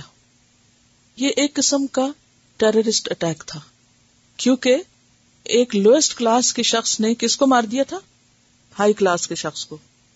تو یہ تو قابل معافی بات نہیں تھی. مدین جانے سے پہلے کا واقعہ ہے. یہی تو واقعہ سبب بنا تھا مدین جانے کا. تو چونکہ ایک شاہی خاندان کے فرد کو ایک رولنگ پارٹی جو ہے اس کے شخص کو مار دیا تھا کس نے؟ ایک مجبور مظلوم قوم کے فرد نے. ایک ہائی کلاس کے شخص کو ایک لو کلاس کے شخص نے مار ڈالا تھا. لہٰذا یہ کوئی معمولی بات نہیں تھی. یعنی یہ بات ایک پولیٹیکل ایشو بن گئی ایک طرح سے. لیکن موسیٰ علیہ السلام اپنے اس عمل پر خوش نہیں تھے، وہ اس کو جسٹیفائی نہیں کر رہے تھے. فوراً اعتراف کر لیا. قال رب انی ظلمت نفسی، کہنے لگے اے میرے رب میں نے اپنی جان پہ ظلم کر لیا. سخت ندامت. فاغفر لی، تو مجھے ڈھانپ دے، تو مجھے معاف کر دے. فغفر اللہ، اللہ نے اس کو معاف کر دیا. انہ هو الغفور الرحیم، کیونکہ وہ تو ہے ہی غفور الرحیم. تو اس سے کیا پتہ چلتا ہے کہ اللہ کے ہاں ہر غلطی معاف ہو سکتی، خواہ وہ غلطی کتنی ہی بڑی کیوں نہ ہو. بس شرط ہے کہ انسان ضمیر کی پہلی آواز پر غلطی کے اعتراف میں دیر نہ لگائے. یہاں آپ دیکھیں کہ قتل ہوتے ہی انہوں نے فوراً اعتراف کیا، کھلا اعتراف، دل سے معافی مانگی، اور غلطی کرنے کے بعد اس کو چھپانے کے اور اس کے جواز کے کوئی بہانے تلاش نہیں کیے. ہم لوگ کیا کرتے ہیں؟ کوئی غلطی ہو جائے پہلے تو مانیں گے ہی نہیں، فوراً دوسرے کو بلیم کریں گے، یہ اس کا قصور ہے. وہاں موسیٰ علیہ السلام چاہتے تو کیا کرتے؟ یہ کہتے کہ اس نے مجھے بلایا تھا اور میں تو اس کی مدد کر رہا تھا، میرا تو کوئی قصور نہیں. اور دوسرا یہ ہے کہ میری کوئی نیت تو نہیں تھی، میرا تو کوئی ارادہ نہیں تھا مارنے کا، بس ہو گیا تو اب ہو گیا نا، تو کون سی اتنی بڑی بات ہے. ایک رویہ یہ ہوتا ہے عام طور پر جب ہم سے کوئی غلطی ہوتی ہے، بھلے بھولے سے ہو، کسی کے کہنے پہ ہو، ہم اقرار نہیں کرتے، مانتے نہیں غلطی کے عذر تراشتے رہتے ہیں، جواز تلاش کرتے رہتے ہیں، بہانے بناتے رہتے ہیں، دوسروں پہ ڈالتے رہتے ہیں، لہذا توبہ کا بھی موقع نہیں آتا. اور پھر ایک انسان ایک دفعہ غلطی کرنے کے بعد جب اس پہ ڈھیٹ ہو جاتا ہے تو پھر دل بھی سخت ہو جاتا ہے، پھر اگلی غلطی پہ اور دلیر ہو جاتا ہے، اور یہی غلطیاں پھر اس کو لے ڈوبتی ہیں. تو اللہ تعالیٰ نے موسیٰ علیہ السلام کو محسنین میں سے کہا. تو محسن کون ہوتا ہے؟ حقیقی معنوں میں سچا نیکوکار کون ہوتا ہے؟ جو غلطی کے اعتراف میں دیر نہ لگائے، فوراً مان لے. یہ ہے فوری فیصلہ کر لینا. یہ بھی تو حکمت ہے نا، یہ بھی تو حکمت ہی کا کام ہے نا. غلطی ہوئی انسان کا، ہاں میری غلطی ہے. اور یاد رکھیے کہ انسان کو جتنی مشکل غلطی کو چھپانے میں اور غلطی کو اپنے سے دور کرنے میں جتنی کوشش و طاقت لگتی، اس سے کم طاقت اس پہ لگتی کہ انسان قبول کر لے. وقتی طور پہ مشکل ضرور ہوتا ہے لیکن مان لے، مگر یہ خوبی بہت کم لوگوں میں ہوتی، ویری ریئر. اب دیکھیے وہی معاملہ ہوا، وہی توبہ کر لی، وہی معافی ہو گئی، قصہ ختم. نہ دل پہ بوجھ اور نہ کچھ اور، صاف ستھرے ہو کے نکلے. ورنہ قتل خطا بھی ہو، اگرچہ واقعی موسیٰ علیہ السلام کی نیت اس کو مارنے کی نہیں تھی. گھونسے سے کون مرتا ہے؟ نارملی تو کوئی گھونسے سے نہیں مرتا، ایک مکہ لگانے سے کسی کو موت تھوڑی ہو جاتی. لیکن چونکہ موسیٰ علیہ السلام ایک تو بڑے اسٹرانگ بہت تھے، اور دوسرا یہ تھا کہ کسی ایسے اینگل پہ لگا اور بس اللہ کا فیصلہ تو ختم ہو گئے. تو ایسے موقع پر خواہ خطا بھی ہو، یعنی بھول ہو، نیت نہ بھی ہو، پھر بھی انسان کو سوری کرنے میں، دوسرے سے معافی مانگنے میں، مثلا ہم نے اگر کسی کا دل نہیں دکھانا چاہا لیکن دکھ گیا دوسرے کا، تو کیا فرق پڑتا ہے آگے ہو کے ہم سوری کر لیں. صرف اس کا نہیں، اپنا بھی تو ہلکا ہو جائے گا نا دل، خود بھی انسان ریلیکس ہو جاتا ہے. موسیٰ علیہ السلام فوری طور پر ایک وعدہ کرتے ہیں اللہ سے. قال ربی، کہنے لگے اے میرے رب، بما انعمت علیہ، کیونکہ تو نے مجھ پر انعام کیا ہے، میری غلطی معاف کر دی ہے. فلن اکون ظہیرا للمجرمین، تو ہرگز نہ میں بنوں گا مددگار مجرموں کا. آج کے بعد تو میں کبھی مجرموں کا ساتھ نہیں دوں گا. تو اس سے کیا پتہ چلتا ہے کہ انسان کو توبہ کے خوشی میں، توبہ کے قبول ہونے یا معافی کے قبول ہونے کی خوشی میں مزید نیکی کا عزم بھی کرنا چاہیے. یعنی ایک طرف تو غلطی پہ شرمندہ ہونا غلطی کو مٹا دیتا ہے، اور پھر اس کے بعد جب یہ پتہ چل جائے، کیونکہ ان کو اللہ نے بتا دیا، بہرحال ان کے دل میں ڈال دیا، وہ ابھی پیغمبر تو نہیں بنے تھے، کوئی وحی تو نہیں ان کی طرف آئی ہوگی، لیکن ایک احساس ضرور آتا ہے دل کے اندر کہ جب ہم اپنے گناہوں پہ روتے ہیں تو پھر کیا ہوتا ہے، ایک ریلیف ملتا ہے. یاد رکھیے کہ انسان غلطی کر کے سب سے بڑی سزا خود کو دیتا ہے، اور معافی مانگ کے سب سے بڑا انعام بھی خود ہی کو دیتا ہے، سب سے بڑا ریوارڈ خود کو دیتا ہے، کیونکہ دل ہلکا ہو جاتا ہے. آپ کو یاد ہے کہ حضرت عمر رضی اللہ تعالیٰ عنہ سے صلح حدیبیہ کے موقع پر جو انہیں بے چینی تھی کہ فیصلہ درست نہیں ہوا، چند باتیں ان کے منہ سے ایسی نکلی تھی جس پر وہ اپنی زندگی میں بہت پشیمان رہے، اور وہ کہتے ہیں کہ میں ان باتوں کے کفارے کے طور پر روزے رکھتا ہوں، غلام آزاد کرتا ہوں، صدقہ خیرات کرتا ہوں، نمازیں پڑھتا ہوں کہ یا اللہ میرے اس دن کی بات کو میرے اعمال نامے سے دھو دے. یہ عمر ہیں جنہوں نے دین کی اتنی خدمت کی، کسی نیکی پہ فخر نہیں، لیکن وہ جو اس دن چند باتیں منہ سے نکل گئی تھی اس پر زندگی بھر شرمندہ رہے. کئی غلام آزاد کیے کہ یا اللہ تو مجھے معاف کر دے، میری اس کوتاہی پر درگزر کر مجھ سے. تو جتنا جس کا ضمیر زندہ ہوتا ہے اس کو اپنی غلطیاں اتنی زیادہ نظر آتی، اس پر وہ اتنا ہی شرمندہ ہوتا ہے، اتنی ہی آگے بڑھ کے معافی مانگتا ہے. اور جب معافی مانگ لیتا ہے دوسرا بھی خوش ہو جاتا ہے اور انسان خود بھی خوش ہو جاتا ہے اور سب کچھ ٹھیک ہو جاتا ہے. قال رب بما انعمت علی فلن اکون ظہیرا للمجرمین فاصبح فی المدینۃ خائفا، تو اس نے صبح کی شہر میں خوف کھاتے ہوئے، ظاہر ہے کہ جس کو مارا تھا وہ دوسری قوم کا شخص تھا، تو یہ معاملہ کوئی دبنے والا تھوڑی تھا. تو موسیٰ علیہ السلام خائف تھے، ڈر رہے تھے. یترقب، انتظار کر رہے تھے. رقبہ کا مطلب ہوتا ہے انتظار کرنا، کس بات کا، ابھی کیا ہوتا ہے. اور اس کا معنی بھی کیا گیا کہ ٹوہ لگا رہے تھے، یعنی کہ بھانپ رہے تھے، دیکھ رہے تھے کہ اب ہوتا کیا ہے. اب نتیجہ کیا نکلتا ہے, کیا ریئیکشن سامنے آتا ہے. اور یہ ترقب کا لفظ جو ہے نا 2-3 دفعہ آیا, تو اس لیے ایک ہی دفعہ مانا اچھی طرح سمجھ لیں. را قاف با اس کا روٹ ہے, انتظار کرتے ہوئے کسی چیز سے بچنا. فَإِذَا الَّذِي اسْتَنصَرَهُ, تو اچانک وہ شخص جس نے ان سے مدد طلب کی تھی بالامس کل, یستصرخه, پھر چیخ رہا تھا اس پر مدد مانگنے کے لیے. استنصر بھی باب استفعال ہے, استصرخ بھی باب استفعال ہے, اور استغفر بھی باب استفعال ہے. استفعال کہتے ہیں کسی چیز کے طلب کرنے کو. تو استنصرہ مدد طلب کی تھی اس نے. کس نے مدد طلب کی تھی کل؟ ان کی قوم کے ایک شخص نے. آج پھر وہ چیخ رہا ہے. یستصرخہ صاد رے خے سے ہے. سرخہ کا معنی ہوتا ہے چیخ کے فریاد طلب کرنا, یعنی کسی کو دیکھ کے رونے لگ جانا کہ آؤ ادھر میری مدد کرو. جیسے عام طور پہ بچے اگر کسی مشکل میں ہوں تو ماں کو دیکھتے ہی کیسے پکارتے ہیں, صرف بولتے نہیں ہیں, ساتھ روتے بھی ہیں یا چیخنا شروع کر دیتے ہیں. تو وہ بھی اسی طرح موسیٰ علیہ السلام کو پھر پکارنے لگا, آؤ میری مدد کرو. قال لہ موسیٰ, موسیٰ علیہ السلام نے اس سے کہا, انک لغوی مبین, بے شک تو البتہ بے راہ ہے کھلم کھلا, تو قصوروار ہے. اب موسیٰ علیہ السلام نے اس کا ساتھ دینے کی بجائے کیا کیا؟ اس کو غلطی پہ قرار دیا. کل تم نے مجھے بہکایا, آج پھر بلا رہے. یہاں سے آپ دیکھیں کہ موسیٰ علیہ السلام کے اندر کس قدر سچائی تھی, ان کی شخصیت سامنے آ رہی ہے. اب انہوں نے صرف اس لیے نہیں اس کو مدد دینے کا سوچا کہ ہائے یہ میری قوم کا ہے اور بھلے کچھ بھی اس نے کیا ہو پھر اسی کا ساتھ دو, کیونکہ وہ یہ وعدہ بھی کر چکے تھے کہ اللہ آئندہ میں مجرموں کا ساتھ نہیں دوں, اور وہ اپنا وعدہ پورا کر رہے ہیں. بھلے وہ ان کی اپنی قوم میں سے تھا, لیکن وہ کیا کہتے ہیں کہ نہیں, میں تمہاری مدد نہیں کر سکتا. اب آپ دیکھیں ہمارا حال کیا ہوتا ہے. ہم جب کسی کا ساتھ دیتے ہیں, اگر وہ ہمارا رشتہ دار ہے تو ہم یہ نہیں دیکھتے کہ وہ صحیح ہے یا غلط ہے. ثابت بھی ہو چکا ہو کہ اس کی غلطی, پھر بھی ہم اسی کا ساتھ دیتے, اسی کو جسٹیفائی کریں گے. لیکن موسیٰ علیہ السلام سچائی پر تھے. انہوں نے کہا کہ انک لغوی مبین, تم غلط کار ہو. فلما ان اراد, پھر جب یہ کہ ارادہ کیا, کس نے؟ موسیٰ علیہ السلام نے. ان یبطشا, کہ پکڑے, بالذی, اس کو جو, ہوا وہ, عدو لہما, دشمن تھا ان دونوں کا. کون؟ قبطی.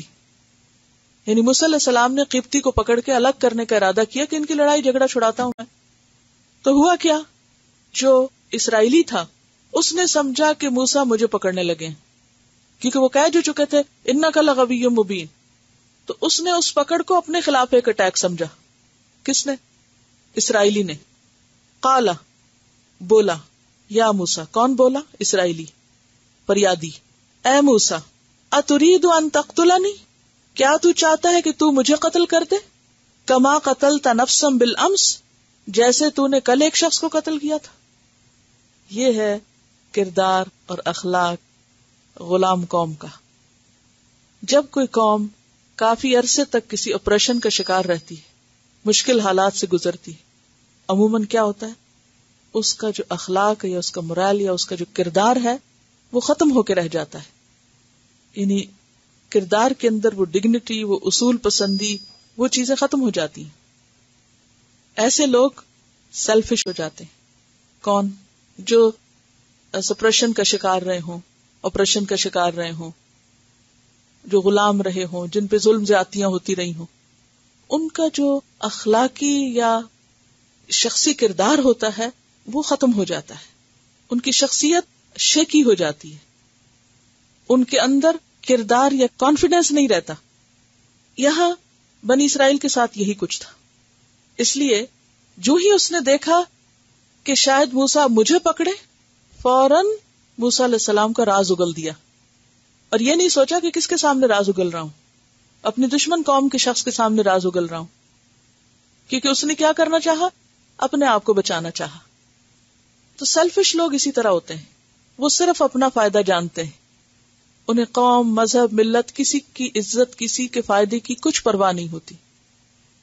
وہ کیا دیکھتے ہیں, ہماری ذات محفوظ ہے, ہمیں فائدہ ہو رہا ہے کسی چیز میں, وہ بک بھی جائیں گے, وہ جھک بھی جائیں گے, وہ کٹ بھی جائیں گے.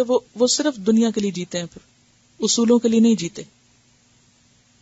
ہم اس پر بہت دفعہ بات کر چکے ہیں کہ آج کل کیا وجہ ہے کہ مسلمانوں کے اندر ذاتیات بہت اہم ہو گئی ہیں، اجتماعیت کی پرواہ نہیں رہی، کمیونٹی ورک نہیں ہے مسلمانوں میں، اور دوسروں کی خیرخواہی نہیں سوچتے، ہر وقت اپنے فائدے سوچتے ہیں، ذات کا فائدہ سوچتے ہیں. یہ کئی دفعہ بات ہوئی اور بہت آبویس ہے نا، یا نہیں ہے؟ یا نہیں؟ دوسری قوموں کے مقابلے میں اگر آپ دیکھیں تو مسلمانوں کے اندر آج کے دور میں وہ اخلاق، وہ کردار، وہ اعلی ظرفی، وہ وسعت قلب ہے ہی نہیں. ہر کوئی خود غرض ہے، اس کو صرف اپنی ذات کے بچانے کی فکر ہے. مجھ پہ کوئی چیز نہ آئے، نہ میرا نہ کوئی نقصان ہو، بھلے دین کا ہو، قوم جس کا ہو، سب لٹے مریں لیکن میں بچ جاؤں. کسی کی خیر خواہی دل میں نہیں. کوئی بھی کام کرنا ہے تو صرف یہ دیکھ کے کہ میرا کیا فائدہ ہوگا اس میں، اور اگر میرا فائدہ نہیں تو سلام. یہ بد اخلاقی کی انتہا ہوتی. زوال یافتہ قومیں ایسی ہی ہوا کرتی ہیں. آپ نے دیکھا ہوگا کہ جن لوگوں کو بچپن میں محرومیاں ہوں یا زندگی کے کسی حصے میں بھی محرومیاں رہی ہوں، عام طور پر بڑے ہو کر ان کا کردار کیا ہوتا ہے ایسے لوگوں کا؟ وہ ہر ایک سے انتقام لے رہے ہوتے ہیں. جو خود محرومی کا شکار رہا ہو وہ دوسروں سے انتقام لینے لگتا ہے، وہ ہر ایک کے گلے پڑنے لگتا ہے، کیونکہ اس کے وہ جو کانشیس میں نا بیک آف دا مائنڈ کیا کہ میرے ساتھ یہ ہوا ہے تو میں بھی اپنے آپ کو کہیں نہ کہیں ٹھنڈا کروں. اب اسی لیے ایسے لوگ جن کو بچپن میں مار پیٹ کے پڑھایا گیا ہو، پٹائی کر کے ان کو سکھایا گیا ہو، وہ جب استاد بنتے تو پھر کیا کرتے ہیں؟ وہ ایک چین چلتا ہے نا، وہ سائیکل ختم نہیں ہوتا. وہ کیا عذر پیش کرتے رہتے. ہمارے ساتھ بھی تو یہی ہوا تھا. ان کے سامنے وہی ایک نمونہ اور نقشہ ہوتا ہے، وہ اسی کو آئیڈیالائز کرتے رہتے ہیں اور وہ انکانشیسلی دہراتے رہتے ہیں، وہ چکر چلتا رہتا ہے. جن گھروں میں تربیت ایسی دی جاتی کہ ہر وقت اپنے فائدے کو سوچنے کے ماں باپ سبق اور درس دیتے ہیں کہ یہ دیکھو تمہارا فائدہ کس میں، تو پھر ان بچوں کے اندر بڑے ہو کر دوسروں کو فائدہ پہنچانے کا اخلاق اور کردار کہاں سے پیدا ہو. ان کو اگر ایک چھوٹا سا بھی کام کسی کی خدمت کا کرنا پڑے تو فوراً جان بچاتے ہیں، فوراً ادھر ہوتے، دل کھلے ہی نہیں ہوتے، کیونکہ انہوں نے اپنی ذات کے علاوہ کچھ اور دیکھا ہی نہیں. تو پھر یکا یک تو یہ اخلاق اور کردار نہیں پیدا ہوتا، الا یہ کہ انسان سچے دل سے ایمان لا کے اللہ پہ توکل کر لے، نفع نقصان کا مالک بس اللہ کو سمجھے کہ وہ بھی کوئی ہے ہستی کہ جو ساری کمی پوری کر دے گا، جو ہمارے پیمانوں سے بڑھ کے سب کچھ دینے والا ہے. تو پھر انسان دینے والا بنتا ہے، ورنہ انسان صرف لینے پہ نظر رکھتا ہے، اور جہاں وہ دیکھتا ہے کہ یہ شخص مجھ سے کچھ مانگے گا لے گا، فوراً کرنی کتراتا ہے کہ نہیں میرا نام نہ آ جائے، میری ڈیوٹی نہ لگ جائے، مجھ پہ نہ کوئی ذمہ داری پڑ جائے، میرے حصے میں یہ کام نہ آ جائے. تو یہ اخلاقی زوال کی علامت ہے، اور اخلاقی زوال ایمان کی کمی کی وجہ سے ہوتا ہے اور ایسی تربیت کی وجہ سے ہوتا ہے. اب یہاں پر آپ دیکھیں کہ فوراً موسیٰ علیہ السلام کے راز کو کھول دیتا ہے. آپ نے دیکھا ہوگا نا کہ وہ لوگ جو مطلب کے لیے کسی کے ساتھ ہوں، جب مطلب پورا ہو جاتا ہے تو نگاہیں پھیر جاتے ہیں، وہ سب کچھ ختم ہو جاتا ہے. فوراً پھر کیا کرتے ہیں؟ یوں سامنے پیش آتے ہیں بے لحاظ ہو کر. اترید ان تقتلنی کما قتلت نفسا بالامس، تجھے بچاتے ہوئے تو کل موسیٰ علیہ السلام سے وہ غلطی ہو گئی اور آج تو ہی ان کا دشمن بن گیا. مطلبی انسان. ان ترید الا ان تکون جبارا فی الارض، نہیں تو چاہتا مگر یہ کہ تو زمین میں جبار بن کے رہے. الٹا الزام دینے لگا. وما ترید ان تکون من المصلحین، اور نہیں تو چاہتا کہ تو مصلحین میں سے ہو. اور اس طرح کی ڈھیروں مثالیں آپ کے سامنے آتی ہوں گی کہ ایک شخص کو دوسرے سے جب تک فائدہ پہنچتا ہے تو وہ اس کی خوشامد کرتا رہتا ہے، جب فائدہ پہنچنا بند ہو جاتا ہے تو پھر وہ کیا کرتا ہے؟ اس کے خلاف محاذ ارائی شروع کر دیتا ہے. ہم نے دیکھا تھا بڑے دیندار لوگ ہوتے ہیں اور یہ تو ایسے ہوتے ہیں اور ویسے ہوتے ہیں، طرح طرح کی باتیں شروع کر دیتے ہیں کہ جب مرضی کے مطابق بات ہو رہی ہے تو راضی ہیں اور خوش ہیں، اور اگر ایک چیز مرضی کے خلاف پڑی، یا کیونکہ وہ انسیکیور ہوتے ہیں نا، تو جہاں بھی انسیکیورٹی کی کیفیت ہوگی وہاں یہی اخلاق جنم لے گا. تو پھر کیا کہا؟ ہمیں تو کوئی ایسی چیز نظر نہیں آتی تم میں، ما ترید ان تکون من المصلحین ان ترید الا ان تکون جبارا فی الارض. اور یہ دراصل اس کا اپنا ہی اندر بول رہا تھا. انسان دوسروں کے بارے میں جو کچھ کہتا ہے کسی کی ذات پر حملہ کرنے کے لیے یا کسی کو بلیم کرنے کے لیے، تو دراصل وہ اس کی اپنی ہی سوچ ہوتی ہے. لیکن کسی کے کرنے سے کیا ہوتا ہے. کسی کے ہاتھ میں کسی کا نقصان نہیں ہے, کوئی کسی کو نقصان نہیں دے سکتا. جب اللہ فائدہ پہنچانا چاہے کوئی کسی کو نقصان نہیں دے سکتا. اس نے تو راز کھولا, خبر پہنچ گئی محل تک, اور موسیٰ علیہ السلام کے وہاں قتل کے فیصلے ہونے لگے, اور اللہ نے انہی لوگوں میں سے ایک شخص کو موسیٰ کی مدد کے لیے بھیج دیا. وَجَاءَ رَجُلٌ مِّنْ أَقْصَى الْمَدِينَةِ يَسْعَى, اور آ گیا ایک شخص شہر کے آخر سے, یعنی فرعون کے دربار سے, کیونکہ وہ بیٹھ کے وہاں مشورے کر رہے تھے. آیت میں آئے گا کہ ہم موسیٰ کو اب کہیں جانے نہیں دیں گے, موسیٰ کو چھوڑیں گے نہیں. موسیٰ نے ہماری قوم کا ایک شخص قتل کر دیا, ہم اس کو اب مزہ چکھا کے چھوڑیں گے. اب یہ سارے جو بیٹھ کے مشورے کر رہے تھے, انہی میں سے ایک شخص جو دل سے موسیٰ کے ساتھ تھا, میٹنگ ختم ہونے کے بعد نکلا اور دوڑتا ہوا موسیٰ کے پاس پہنچا. یسا, جلدی جلدی, فوراً, کیونکہ خبر تو صرف ان کے اپنے ہی لوگوں کو تھی نا, جنہوں نے مل بیٹھ کے پلاننگ کی تھی. اللہ کیسے مدد کرتا ہے اور کس کے ذریعے مدد کرواتا ہے. قال یا موسیٰ, فوراً پہنچے موسیٰ کے پاس. ان الملأ یأتمرون بک, بے شک فرعون کے درباری یا اشراف تمہارے خلاف باہم مشورہ کر رہے ہیں. یأتمرون کا لفظ امر سے, امر کہتے ہیں حکم کو, یأتمرون ایک دوسرے, مشورہ بھی کیا ہوتا ہے, ایک دوسرے کو کوئی صلاح دینا, حکم دینا. لیقتلوک, تاکہ وہ تجھے قتل کریں. فخرج, بس نکل جا.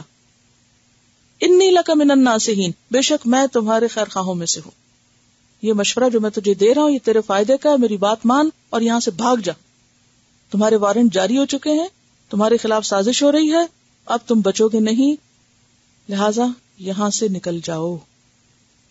موسیٰ علیہ السلام جس حالت میں تھے اسی حالت میں بغیر کسی چیز کو ساتھ لیے, جو تن کے کپڑے اور جوتا پہنا ہوا تھا, اسی حالت میں ایسٹ کی طرف نکل گئے.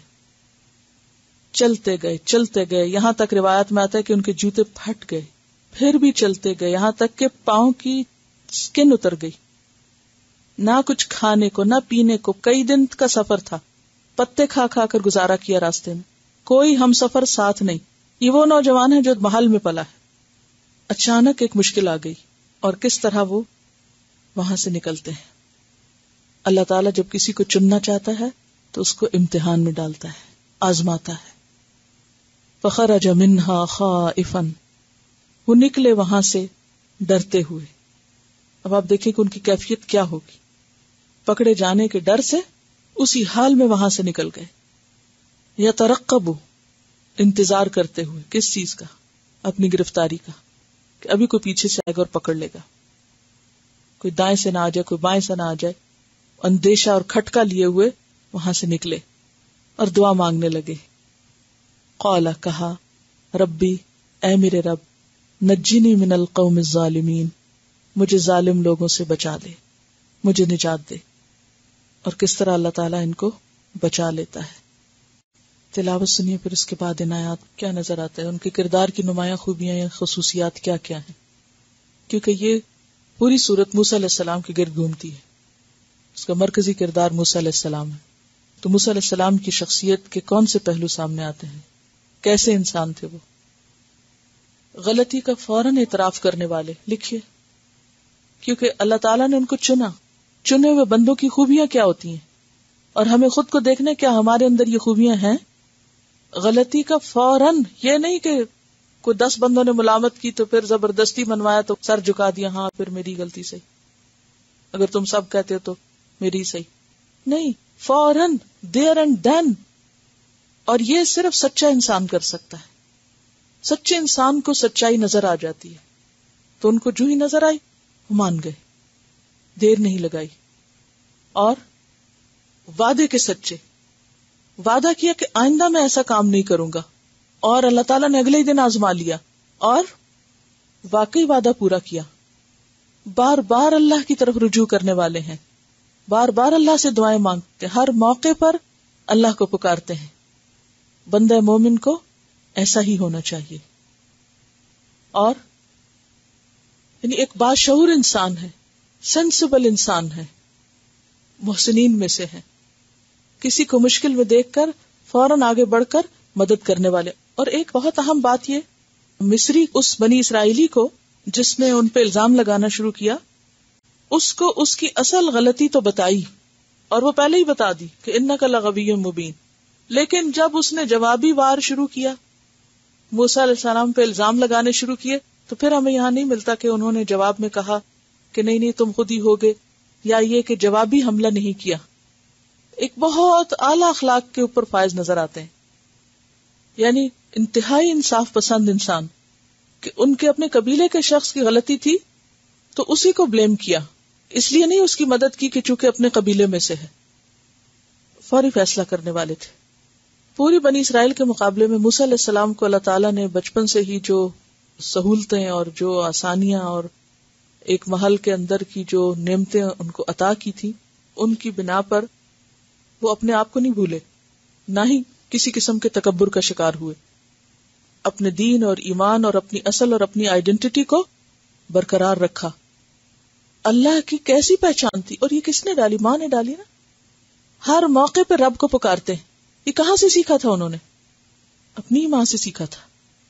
ہمیں اگر دنیا میں سے کچھ مل جائے تو ہم فوراً اللہ کو چھوڑ کر بندوں کے فرما بردار ایسے بن جاتے ہیں کہ ان کی خاطر اپنا دین، ایمان، آئیڈینٹی، کلچر، ہر چیز چھوڑنے کو تیار ہو جاتے.